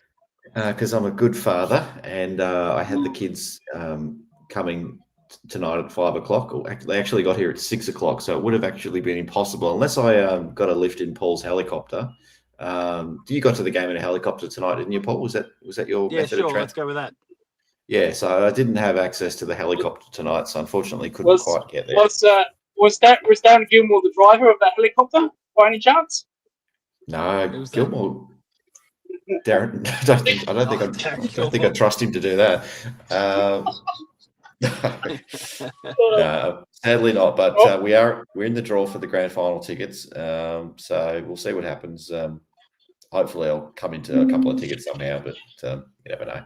Go in every competition there is. What's going on with the West? Who's doing that? What have you got planned for me? For you to get to the game? No, just for me to be on the Hoops crew. What content have we got on? Well, we've got. It depends, Paul, if you're opening it up. If Monday night's the Brownlow count. Now, Paul, I don't know if you've confirmed you're doing a full 3 hour thing. I gave you a thumbs up emoji, and that's the best you did, I gave did you? But yes, I have now confirmed it with my wife too. So I'll be doing the Brownlow. I'll get the kids to bed, and then I'll be straight into it. So I probably won't be doing much red carpet stuff. No, don't worry about that. But I'll be on board for the actual count. So we should get Lucas to do the red carpet segment. Every vote Ollie Henry's going to get, I'm going to take a sip of my whiskey, my 3-year-old whiskey. You're going to be stone cold sober, my friend. I don't think he's getting too much. Oh, well, beggars can't be choosers, but my camera's about to die, so apologies if I leave. But no, it was a hell of a win. I did like Chris Scott leaving Jack Henry on Guns. I thought, you stupid little man, what are you trying to do? I swear to God, if we lost that final because of Gunston and Jack Henry, I would have absolutely lost my shit. I would have broken the screen of Scott City. I would have thrown Kiri in the side screen. I kid you not. Poor bloke. So I would have. I'll be doing the shower stream. I'll be doing the R18 stream after party when we win the grand final. Don't worry about that. That's only on Twitter. That might be a Discord only one. I don't know what Or the rules are OnlyFans. on OnlyFans. Yeah. Well, Paul. I don't know if you noticed this, Paul, but me and Ben agreed to do an OnlyFans together. Did we? I can't remember. Hey, Lucas, remember this time last year you and I were crying on post game after the Brisbane game? Thankfully, no tears, but You bunch of fucking sooks. No. No, now. Well, I was a little bit emotional with Mel Katz. You know, our good friend, my good friend Mel Katz. I'll be doing a video about her in the coming weeks. I don't know how I'm going to get through that. But I think I messaged you, Ben, about it. you did. I didn't get back to you. I don't think so. No, you didn't get back to me. I need a good memory from you. So it might be very controversial, the video. Paul interviewed her, so yeah, he might be worth tapping into as well. That was a while ago now, 3 years ago. Yeah, so. but I'm a corporate suite person, so like I charge by the minute. How was the corporate suite? How's Kerno? While we've got Lucas in the chat still, how was Kerno tonight? Yeah, tell me about this. Apparently, you're sitting in the same suite as me or something. You didn't know? He was. How would you know? Like, how would we know that he was sitting in the Jim Steins thing? Someone said. Mate, I was miles away, and I knew that he was sitting in this corporate suite before you. See, I was on the furthest end of it, so he could have been up the other end. I had no idea. Well, apparently Darren was in there. Apparently Darren got a photo with him. Oh, fuck. Right. Apparently, you got to swipe your monkey card, Lucas. Give your card a swipe. Swipe monkey. Oh, yeah. He doesn't have monkey cards in South Australia. No, we got. I'll tell you what. Yeah, I'll show you what we got. They still have paper tickets and paper tickets powered by Goodwill. What is that green? So you cash up the card like you cash it up like a credit card. You put $10 in there, $3 per ride. So on $3, I'll take $1.90 or something. So yeah, so you get your card. Lucas is explaining how credit cards work to people who've been using them and equivalent things for 30 years. What is money? South Australia is really starting to catch up. This is a light switch. It turns on and off.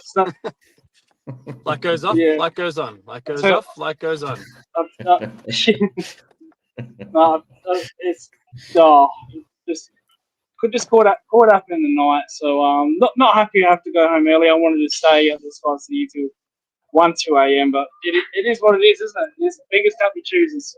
Well, there was no one at the casino when you were showing us around there before. Everyone had gone to bed already. No, they're not at the casino. They're just in the karaoke bar. That's where I do my magic, in the karaoke bar. You guys should see me doing that. I'll get on the dance floor. I take my scarf off. I rip it around like this, and could have had something going on tonight. But oh well. Are you the only one on the bus at the moment? Is there anyone on the bus with you? Oh, there's a couple of people. Yeah. Are they open for conversation or possibly not? I wouldn't. I don't want to push you. On this at this time of night and on this bus line, play it safe. Play it safe.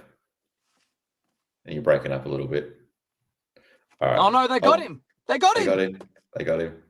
I'll drop him out for a sec. We'll get you back shortly, Lucas. Don't worry.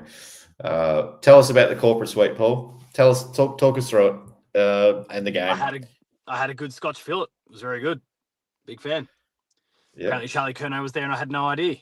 No, well, I didn't see you and him in the same space. There are a lot of corporate boxes. It was more of a I think it was a like room. I walked past 2 or 3 kind of restaurants on the way through to the Jim Steins bar. It was where we were was right next to where the Fox Footy crew was set up. Yeah. So kind of reached out to give Tom Hawkins a high five, ghosted me. But anyway, yeah. Sorry. Thanks, Hawk. Spartacus. Well done, Spartacus. Poor wife, what the fuck are you doing out there? Probably turtle shit again. Little boy. She just has come to accept that there's some ludicrous shit that I do that for some reason people enjoy.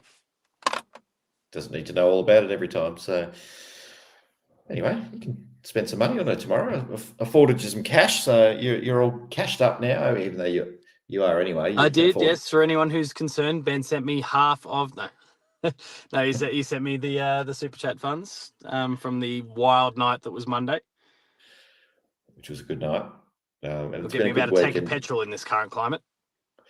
I thought this might have been the last post-game live episode of the year. Well, I thought that might have been a possibility, but we're going to do it again. I don't know if it'll be on grand final night. At least I don't know if I want to host it on grand final night.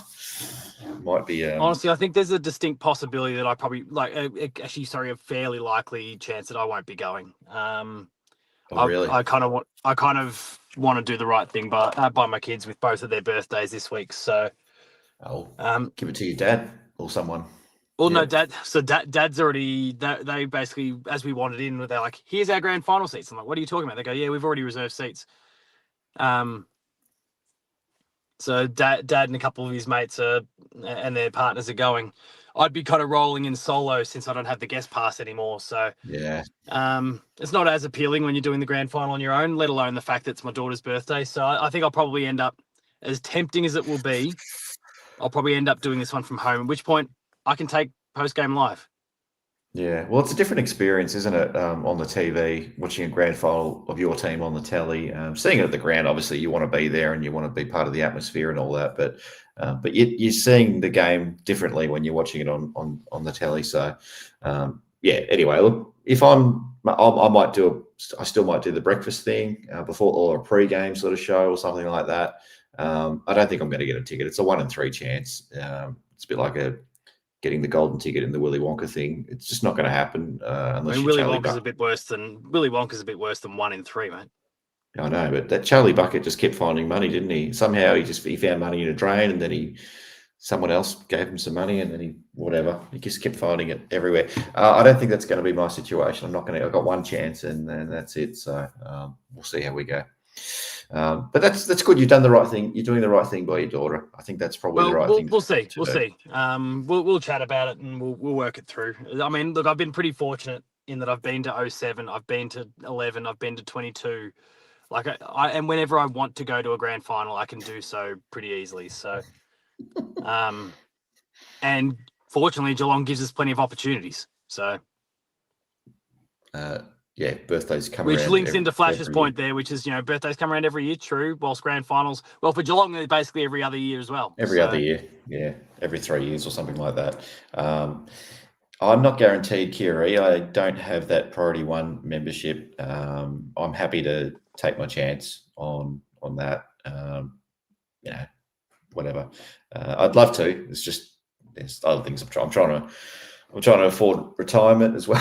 I'm not that cashed up that like Paul is, that I can afford all these different things and limousines to work. Trust me, mate, I didn't spend a single cent in this restaurant tonight. That was not me. That was my cashed up father that paid for everything tonight, and I'm very grateful. And so, was there much people talking about watching the football, or are they just sort of hobnobbing? And, no, it's still very. It's a weird sort of environment though. So like that Jim Steins bar, I guess the glass that they have, that then ultimately separates us from the unwashed, was It's really, really thick, so it really like snuffs out a lot of the atmosphere, like and the smell. Well, yeah, probably the smell of the filth out there. There was a lot of Hawthorn supporters sitting right in front of the glass. But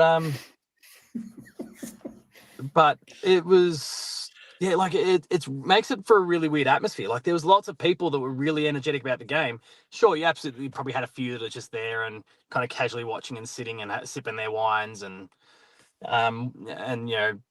being all hoity-toity nose in the air sort of bullshit. But for the most part, like still had really passionate footy fans, but the noise from outside is dulled significantly. And then when there's something to cheer from a Geelong or a Hawthorn perspective, being a smaller space, being closed off, being quite open behind us because everyone's kind of sitting. They actually have a few rows of seats at the front, like proper seats. You've got like restaurant seating behind you, but then you've got proper rows of seats there against the glass. But it means there's all this empty space behind you. There's this big thick of glass. It kind of just echoes and reverbs around the room, which is a bit weird. So, as much as like the meal was good, and got a few beers and it was all great. It's not how I'd want to actually experience football for the most part.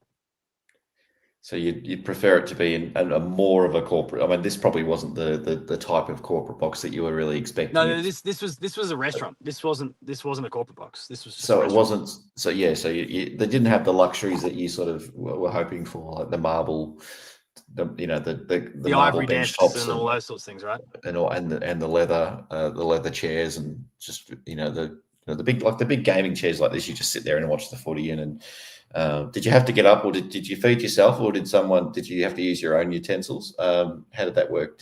No, I sat there and someone cut the food up and then put it in my mouth for me. Nice. Nice. All right, back to the football. They even then grabbed my jaw and helped me chew it. Very nice. Are you okay, Mr. James? You're not pushing yourself too hard. You don't want to hurt yourself. Dab. Just give your chin a little dab every now and then when you. Yeah, to Sean's point, they pre-chewed it and then put it in my mouth so that I could then just straight down the gullet. This is disgusting. Oh, dear. This is filth. Almost as bad as the Hawthorn supporters are in front of me. Oh. There was some great byplay though. Like there was a group, good. as I said, kind of the few rows, and I mean on the outside of the glass in front of us were Hawthorn supporters, and it was your real bogan sort, screaming and shouting and flipping off Bailey Smith and all that. And then it's kind of like, so the restaurant's on level 2. Everyone who knows the MCG has kind of got like level 2 and 3. There's not that much vertical separation between them. There was a bloke in the next stand across from level 3, and he's the Geelong supporter. And he's just giving them a lot of, hey, what's that? And like chirping and being a smart ass. And they're all like screaming and shouting abuse at him. All of us then in our restaurant sitting on the other side of the glass having a good laugh. And this is including some Hawthorn supporters sitting nearby as well. Just having a good laugh at how riled up these blokes are getting. And they're screaming abuse. And like they'd been the obnoxious supporter the entire time. This bloke's just then trying to get under their skin and succeeded. But then they had the gall to get someone from MCG staff to come over and kind of out the bloke. I'm like, get fucked, guys. He's just stirring you up because you're easy bait. But also you've been dickheads for an hour now, so shut your mouth. It's good fun. I really enjoyed it. I love a bit of byplay with fans, especially Hawthorn fans. It was real good. And it could never amount to any confrontation. They were a level apart. They were in technically kind of two separate stands. Oh, I see. Yeah. They'd have to scoot all the way around our restaurants, and it couldn't amount to anything other than just verbal from one stand to another. It was good fun. Have you seen that video, the little viral video of I think it's like a soccer game, and there's this fan that's just gone, like he's just sort of pointing to the, it's about 20 meters away, these other fans, and he's like, come on. Similar, sounds like a similar kind of thing. It's like, you're right. Probably, I mean, I'm not familiar with the video, but it sounds like a similar sort of thing. Or big tough when we've got this a whole stand separating us. But take us back to the game, mate. So the first quarter, you're sitting there behind the glass. What you got? Your lights have gone out. I think it's just timed out on me. Beautiful. Were you feeling like things weren't going to plan, or did you have this strange confidence the whole way through? Take me through your emotions through the night. Look, a Geelong and Hawthorn game usually results in a lot of hair coming out of my head because I'm usually doing a lot of this, and my wife hates it. She made the jokes before I walked out the door. She's like, "Can you just come back with your head of hair, please?" Because these games do that, and like genuinely, I end up pulling out chunks with these ones. But like in that, that first, what was it, 20 minutes in particular, where obviously Hawthorn were getting goals, they were taking advantage of opportunities. But I did look at the Cats and go, look, it's just, for the most part, it's skill execution here. They weren't hitting their targets, and obviously, like a lot of the TV teams I could see that, and kind of, that was another weird thing about the Boxers. Like they kind of had the Channel 7 audio broadcast beamed throughout the room, so you could actually kind of hear a little bit as well. But anyway, Okay. So yeah, you could kind of see like what they were going for, and they just weren't quite executing. I think we were kind of lacking a little bit when it came to the uncontested ball. We just couldn't get some uncontested possessions. We were competing well. We were getting hands on it. We had the majority of the forward half possession, but we just weren't getting the uncontested sort, which just made it so much harder to deliver it inside 50. And when we were, they were a bit rushed. And so Hawthorn were taking their opportunities going the other way. And I guess I was confident in a sense that, like, okay, we are controlling the ball here and we're kind of controlling the ball game. We just need to execute. And that's probably going to change at some point, whether there's a flipping of the magnets. Now, the panic really set in, of course, when we lost Jack Henry and then suddenly Tom Stewart a few minutes later. That was the real worry kicked in there. Yeah. And, like Lazarus himself, all of a sudden, Jack Henry's back on the ground. How? I don't know how that happened, but did you feel like that was it? Like 2 players down? That was my feeling. I just looked over at my partner and said, "This is it. This is not going our way. We're turning." It was at that point where I absolutely questioned it. But then when Jack Henry came back out, there was a little bit of a hope springing anew. I was quite impressed by what, and I know Ethan and some others have discussed it already, and what the Velas have already discussed. Jai Clark put in a pretty great effort. There was 3 kicks throughout the game that he missed his target, but like he competed so well. It's what I spoke about in the video actually that I published earlier in the week. Like he was throwing his all at this contest, and sometimes his lighter frame meant that he didn't win the contest itself, but he played the way we want him to play. And when his body catches up and he gets a bit more composed at this level and his skill execution is just that little bit better, I think he's going to be a rock star for us. I felt really vindicated about what I put in the video when I watched him play today. No, I was He's still got work to go, of course, but he's definitely got work to go. But he's a pre-season or 2 away from getting that body that you really need. That's going to be an automatic selection. He's at the moment. I mean, there's no arguing. Even though we're proud of the way he went, there's no arguing that he's a fringe player still. But you just hope that next year he goes from being that fringe player to being, no, I need to be picked and I need to put pressure on someone else. And who knows? This Danger might have 1 game to go. Danger might have 2 years to go. Potentially, we'll see what happens. I don't think Danger. Well, he's contracted till the end of next year, so that gives us something. He might walk away from it, but yeah, he might. He might win a premiership and think that's a great way to finish on top. But you might. He's also said. Harley, Ling, Selwood, all of our captains have finished up with a premiership lately. So exactly, and he said he wants to keep playing for as long as he's physically able to. So, but you don't want to do the same thing that Tommy Hawkins did and just go that little bit too long. And one minute you're having a renaissance, and then the next minute you can't even walk. So let's just win the flag this year, and then do basically what Brad Otten. Now, admittedly, it was Brad Otten's was a little bit prompted by injury, but let's just do a Brad Otten's and just put him in cotton wool all season, and then break him out of the freezer just in time for finals. Just in time. He just plays the last 6 games of the year. That's it. Don't worry about it. Yeah, he probably could do it. We'll probably struggle to win. I don't know how many games Danger won off his own boot during the home and away season, but he was definitely. He was dominant early in the year. Impactful, wasn't he? Yeah. He was dominant pretty early, and we were talking about, could he actually be an All-Australian here for a record 9th time in one of his final seasons? But he kind of went a bit quieter after that. Of course, he had some downtime. There was the hamstring, those sorts of things. But it just feels like we've just managed him incredibly well, like we have many other players, and there's no reason why we couldn't take that even further. And honestly, I joke about it, but there's merit in the idea of just keep him on ice, roll him out when you need to. It's probably a bit harsh on the kid that would potentially have to miss out for Danger to come back in, but Oh, well, Closey You could just had nurse to make him way for through the Gary year Ablett and Jr. then uncage him. So we'll see how it Yeah, goes. Closey made way for Gary Jr. and I think Tom Atkins had to make way as well. I can't remember who he made way for, but Closey and Atkins in 2020. How'd you get? Probably would have been good to have Closey that year because I don't think we realised how good Closey was at the time. We didn't probably appreciate the little things that he does, but I think we've got a better understanding of his game these days. So, and I thought Closey was a bit off early, but he really came into it. He's just got to get his kicking boot back. I don't know what's going on with his kicking lately. Anyway, that's fine. He's doing a lot of other great things around the ground. But I'm just, I don't want to keep banging on about Tom Stewart other than, I just want to enjoy the win a little bit and I'll probably think about through the week about what do we do. Do you think it's a simple matter of just, sorry, Blitzarves, you've been in the ruck, you've done a great job in Stanley's absence, but we need you down back now? Or do you think that's the answer?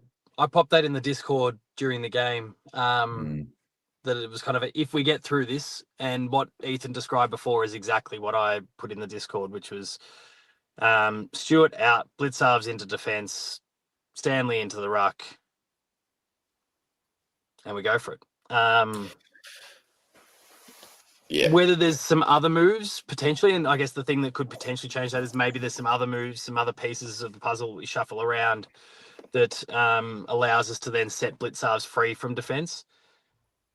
Remains to be seen, I guess. Are you going to recreate Tom Stewart some way through shuffling the pieces? Is there someone that can play that loose man role?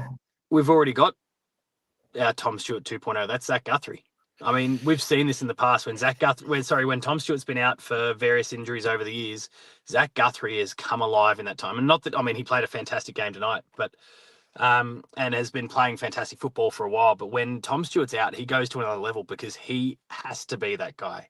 He's not kind of playing the Tom Stewart role, but a lesser than version because Tom Stewart's right there doing it. He has to assume that role. And I've never seen him since he's, kind of made this grand return in the last few years. I've not really seen him fail in that role. So I think he'll just step into it perfectly. So it might actually be more about how do we replace Zach Guthrie? And is that Blitzarves, or can Blitzarves do his thing? And it's more about Jack Martin going into defence or something like that. And then we bring in, or Jed Buse comes in, or we've got those sorts of options available to us now. If we play against the Pies, I'm thinking about, the possibility of Bobby Hill coming back in. So there's an opportunity for Buse. You've obviously got, what's his name?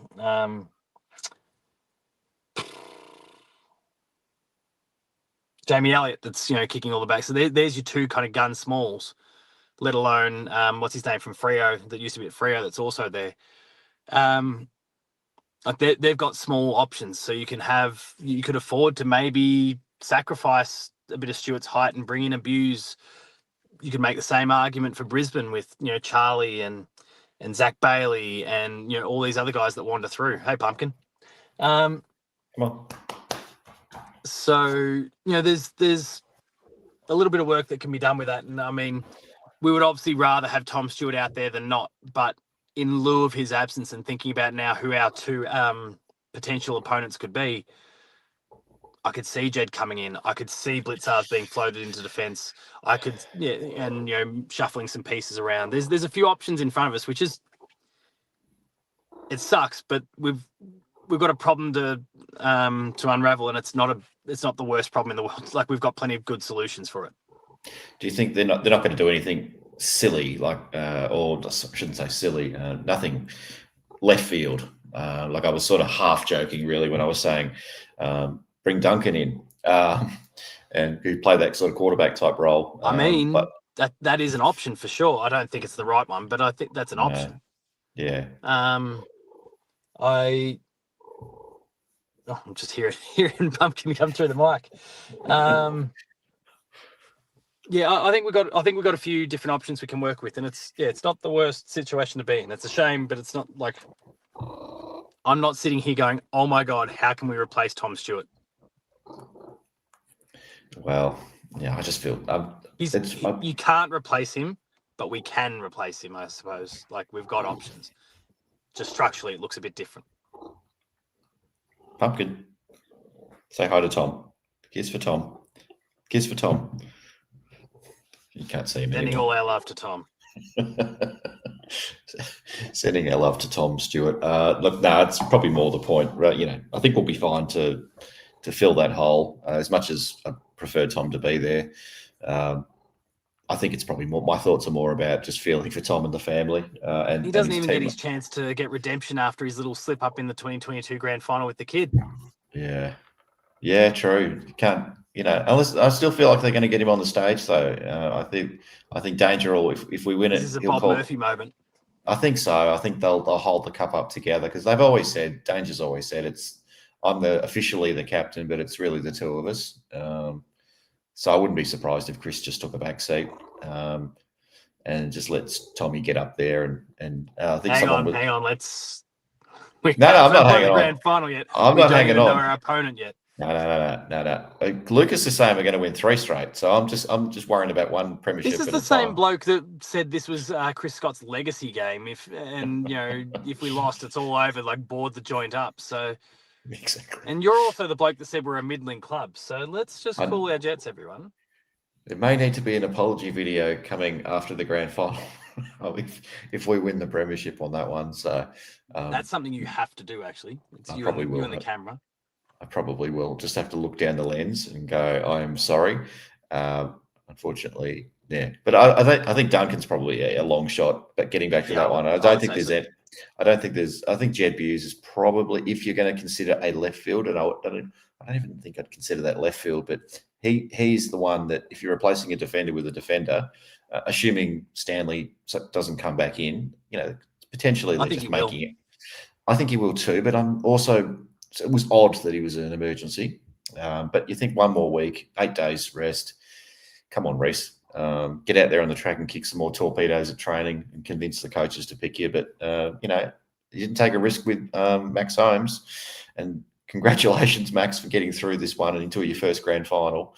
Hopefully he doesn't do a hammy on the training track during the week, but really happy for Max Holmes at the end of that. There was lots of celebrations. Cotton Wool, let's just put him in Cotton Wool as well. Oh, can we please? They were celebrating with him on the bench. That was great. The scenes after the game, in the last few minutes of the game, when we knew we had it won, it was terrific. Danger was trying to hurt himself still to the very end. Oh, yeah, I know.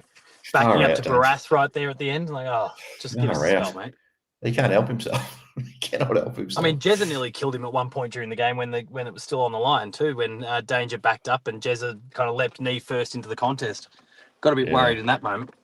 Yeah. Hey, give me your 3-2-1s shortly, but before you do that, because there was a couple of absolute. If we watch these games in years to come, get off the thing. Off. Your favourite goal for tonight? Because I reckon there was about 3 or 4 of them were absolute classics, and we're not talking about the Wizard, but I was thinking the Shawnee Manor one, to be honest. Oh, the Shawnee Manor one. From the angle I had, that looked pretty unreal, but I still need to go and watch this stuff on TV now. So it was, for me, it was either the Brian Myers or the Guy Myers goal, which I thought was the night goal, or it was the Jezza one. But probably the best was for me, just because of the week that he's had, Bailey Smith at the end, and he was just shushing the crowd. Was it a shush? It was a shush the crowd. Okay, so the angle that I had, I saw a bit of this. Oh, really? He's getting his lines ready. Yeah, nose beers after the grand final. So was it actually a shush or what? I think it was a shush. Yeah, it's on Twitter. There's videos everywhere on it. So, but it was the moment. I'll have to watch some of those. It looked pretty sus to me at the time. I was, Bailey, you're not learning anything here. I mean, the game was over at that point, I think, but it was just the crowning. It was a celebration goal, that one. It was like, and it's like, yeah, come on, kick it. Didn't get a goal for Max Holmes. Didn't get one would have been nice to get one for Tom Atkins or something like that. Tom always seems to bob up in the fourth quarter and kick a goal. But Bailey's goal for me was pretty good. And Stengel, of course, mate, I've been saying it for weeks now. He's just going to ignite. And I tipped him for 4 goals in a group chat with a few mates, and I was almost on the money. Yep. He was electric. My brother, I don't think you have never met my brother, but he messaged me at quarter time and said that was probably the worst I've ever. We couldn't have played any worse. That quarter couldn't have gone any worse. But we'll still win by 30. Was his words, and we won by 30. Yeah. So sure enough, I get a message straight after the siren. The Cats defended grimly in those last few seconds at the top of the Hawks goal square to sort of prevent another point from being scored. He was happy about that. So, but no, my prediction of Cats winning by a point didn't quite come true, but that's okay. Happy to win by 5 goals and move on to next week. Yeah, I think I tipped 23 points, so I was there or thereabouts, but. Definitely. Now, I am going to start to wrap things up, Paul, because I'm going to get up a little bit earlier tomorrow. We've got some others still sitting in the chat that we need to let into. Oh, no, we had Goth person. They're gone now. That's unfortunate. Yeah, but there's reasons for that. Anyway, I won't go into that. We'll let that one go. And, I think Liam's there and Lucas has been on twice already. So unless you want to take over or something, jump in the shed and take over. No, I'll get myself in and get some rest. Got my daughter's birthday party tomorrow, and I'm going to have to squeeze the reaction video in the morning. So yeah, beautiful. I'll get some rest. No worries. But you wanted some 3-2-1. So for me, Danger 3, Danger 3, and Danger 3, and Danger 3. Oh, geez, who'd be number 2? Actually, I'm going to go with Tyson Stengel with the 2. And the 1 goes to Tommy Atkins. Tommy was just a beast. I want to watch this game in slow motion and just like over 5 hours. And just every little moment I want to savor. Just the Tommy Atkins just taking it out of the middle, laying 11 tackles, and holding the ball free kick too as well. Getting reward for his tackles tonight for once, which is very, very rare. So, absolutely incredible. I'm going to save my 3-2-1s for tomorrow. You're going to do, just for the viewers watching at the moment, if they're interested, you will be doing a reaction video tomorrow at some stage? Another reaction video, yeah. I'll record that early in the morning, and that'll go out sometime in the morning. Beautiful. Or at least kind of midday or thereabouts anyway. So people have to check that one out. We'll then have the Paul James show on Monday, which is going to be our Brownlow watch along. And there'll be plenty of other videos, of course. The Charlie Curnow conversation is definitely heating up. Warple, now that his season is over and didn't necessarily acquit himself in the best possible way, so there might be a bit of a conversation we can have there. There'll be plenty from me over the course of the week, so looking forward to it. And also, just a final thing, I make sure whenever I go to the final series, I make sure I pick up the record for every game I go to, just in case. And so, I've got the entire. I mean, obviously, 2020 is kind of an exception here because we couldn't go to any of the finals. But and I don't even know if records are being manufactured actually because of the situation. COVID. But yeah. But 07, 9, 11, 22, I've got the all 3 records from qualifying to prelim to grand final. Because of my fancy corporate suite situation today, I actually completely forgot to go get it. So shout out to the Hawthorn supporters who cracked the shits and went home and left one behind. And I went and pinched it from your seats. Stuck shit, dickheads. I knew you weren't going to pay for one. Oh, no, I would have. Well, there was no way to buy one at that point. They weren't going to be selling them. When I realised with about 10 minutes to go in the game, oh, shit, I don't have my memento. Oh, well. I'll reach out to you tomorrow night because I'll let you know if we're getting grand final tickets. We'll probably find out after the game, late 11 o'clock or 12 o'clock tomorrow night as to what's going to happen. And then if we happen to get tickets, I keep suggesting to my partner that we should stay up in Melbourne on Friday night. Get there after work, obviously, and all that. Actually, no, it's no work. I've just got to drop the kids off. But then once I've done that, I can possibly head up to Melbourne. We won't do it. We probably won't do it. We probably won't get tickets anyway. But I'd love to just be up there to enjoy all the grand final festivities if we can get a ticket, get to the game. And you won't be there though. So I'll get up at 5 o'clock and I'll meet you. I'll stand with you in the line for a little bit. Keep you company. There's a conversation to be had at home, but I suspect I probably won't go this time around, and that's fine. Honestly, it sits with me. Okay. No worries. All good.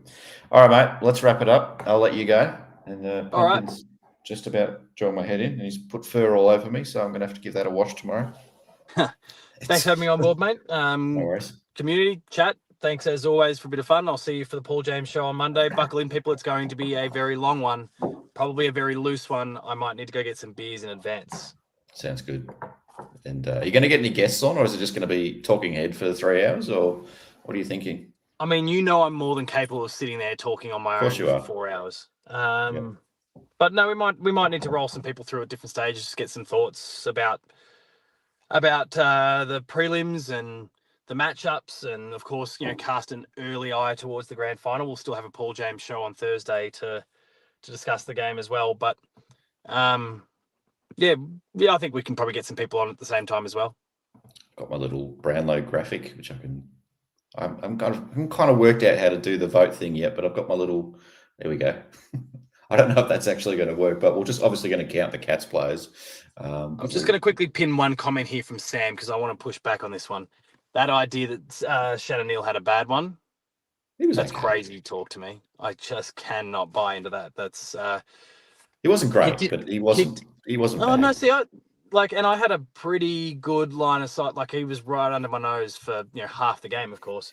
And the way he competed, the way he brought that ball down, the way he tapped onto some teammates, some of the stuff that you wouldn't have seen on the cameras as well, in terms of the way he dragged his opponent away from the actual contest to allow danger and to allow it was a very, very good team game that he played, and I think that because some of those things that I guess I noticed, at least at the end I was at,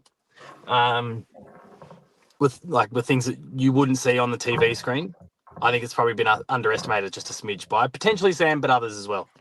Sorry, Sam, I'm not picking on you specifically, but you're wrong, damn it.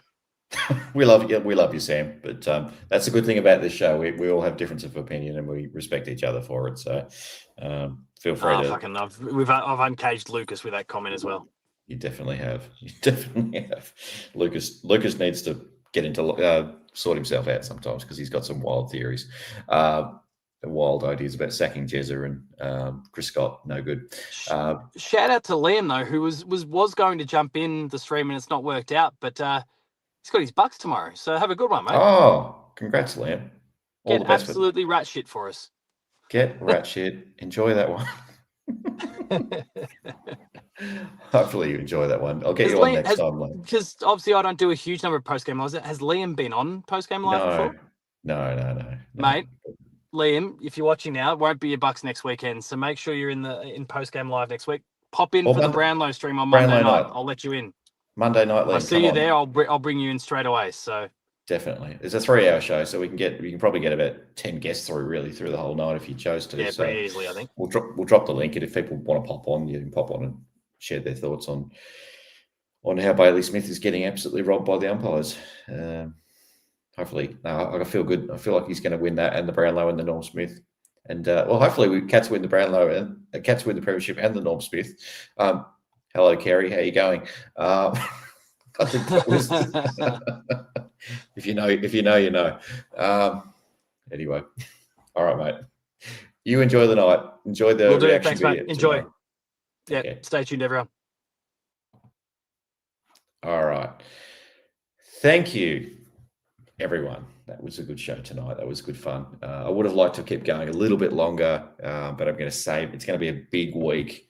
A very, very big week in the lead up to the grand final. And there's going to be lots to talk about. And we've got lots of live shows coming your way, including, as we just said, that 3-hour Brownlow show. If Bailey Smith wins, Paul might even do another half an hour at the end of it, possibly. But Monday night's huge. But as I said, Paul will be back tomorrow morning. So check out, I think it's about 10 or 15 minutes. If he wins, I'll do a line at my desk at the same time. Very nice. Not really. I teach. I can't do that. Beautiful. Thank you, Paul. With the light off as well in the car. That was great. Yes. So look forward to the match reaction tomorrow morning. And then, the live show Tuesday on Monday. And then the chaps will wrap it all up and cover the AFLW as well. I think we're playing Port Adelaide tomorrow in the AFLW in Alberton Oval, I think it is, possibly, over in South Australia. Anyway, I know a couple of the Lucas and Curie are going to go along to it. Lucas, who was just on a little bit earlier. So anyway, big thank you to Shannon Pizza. I reckon I'm going to give the Shannon Pizza to Liam, even though Liam didn't get on. He was sitting in the chat forever. So Liam, the Shannon, if you live in Geelong, the pizza's yours. If you don't live in Geelong, but you know someone who does, let me know and I'll make sure I get it to them as well. So if you're still listening, Liam, or reach out to me on socials if you've got Twitter or Instagram. Reach out to the Hoops crew or just send us an email. I think it's on the emails on the YouTube channel somewhere. I think it's the Hoops Show at Gmail, something like that. Don't quote me on that. Anyway, reach out to us, guys. It's been lots of fun as always. We're going to do it again. You're going to hear from me all week about how cocky I'm going to be, so up and about, and I'll probably piss a few people off because I'll be too arrogant and too confident. But I'll do my best. So, and Paul will probably keep a level head on things. So you probably won't hear from me next until either just before the grand final or the morning after, or I might even pop on after if Paul's hosting on grand final night, I might pop in a little bit for that. So we'll see. Anyway, that's me done. Thanks again. Thanks to Cyril Cook Florist, big sponsor of the show. Thanks to everyone in the chat, especially all the new people in the chat, but also all the regulars as well. Go Cats, another grand final. Let's do it all over again.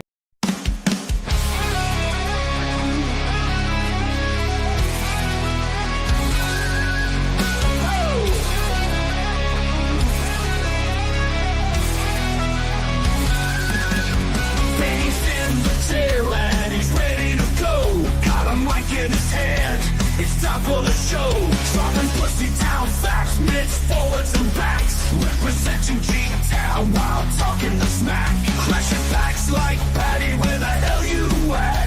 Hoops crew are exploding, don't ever look back. Then we got Paul, yeah, he knows his stuff. He's a man, he's a myth, taking on the nuffs. The man don't miss, he loves to react. His words cut deep, he's a counterattack. Balls on fire, brings a mic to life. Don't fuck with P-Dog if you value your life. Oh, they fuck shit up, yeah, they run G-Town. The Hoops crew's here and they'll never back down. Jake, Tommy, Sambo, always rocking the game. Benny and Paul, man, remember the names.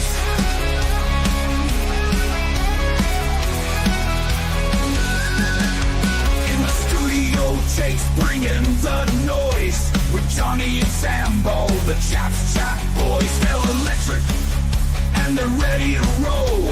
The boys are on fire and they're taking control. Recaps and previews, yeah, they cover it all. Part of the Hoops crew with Benny and Paul. They fuck shit up, yeah, they run G-Town. The Hoops crew, baby, they'll never back down. Jake, Johnny, Sambo, always rocking the game. Benny and Paul, chasing glory and fame.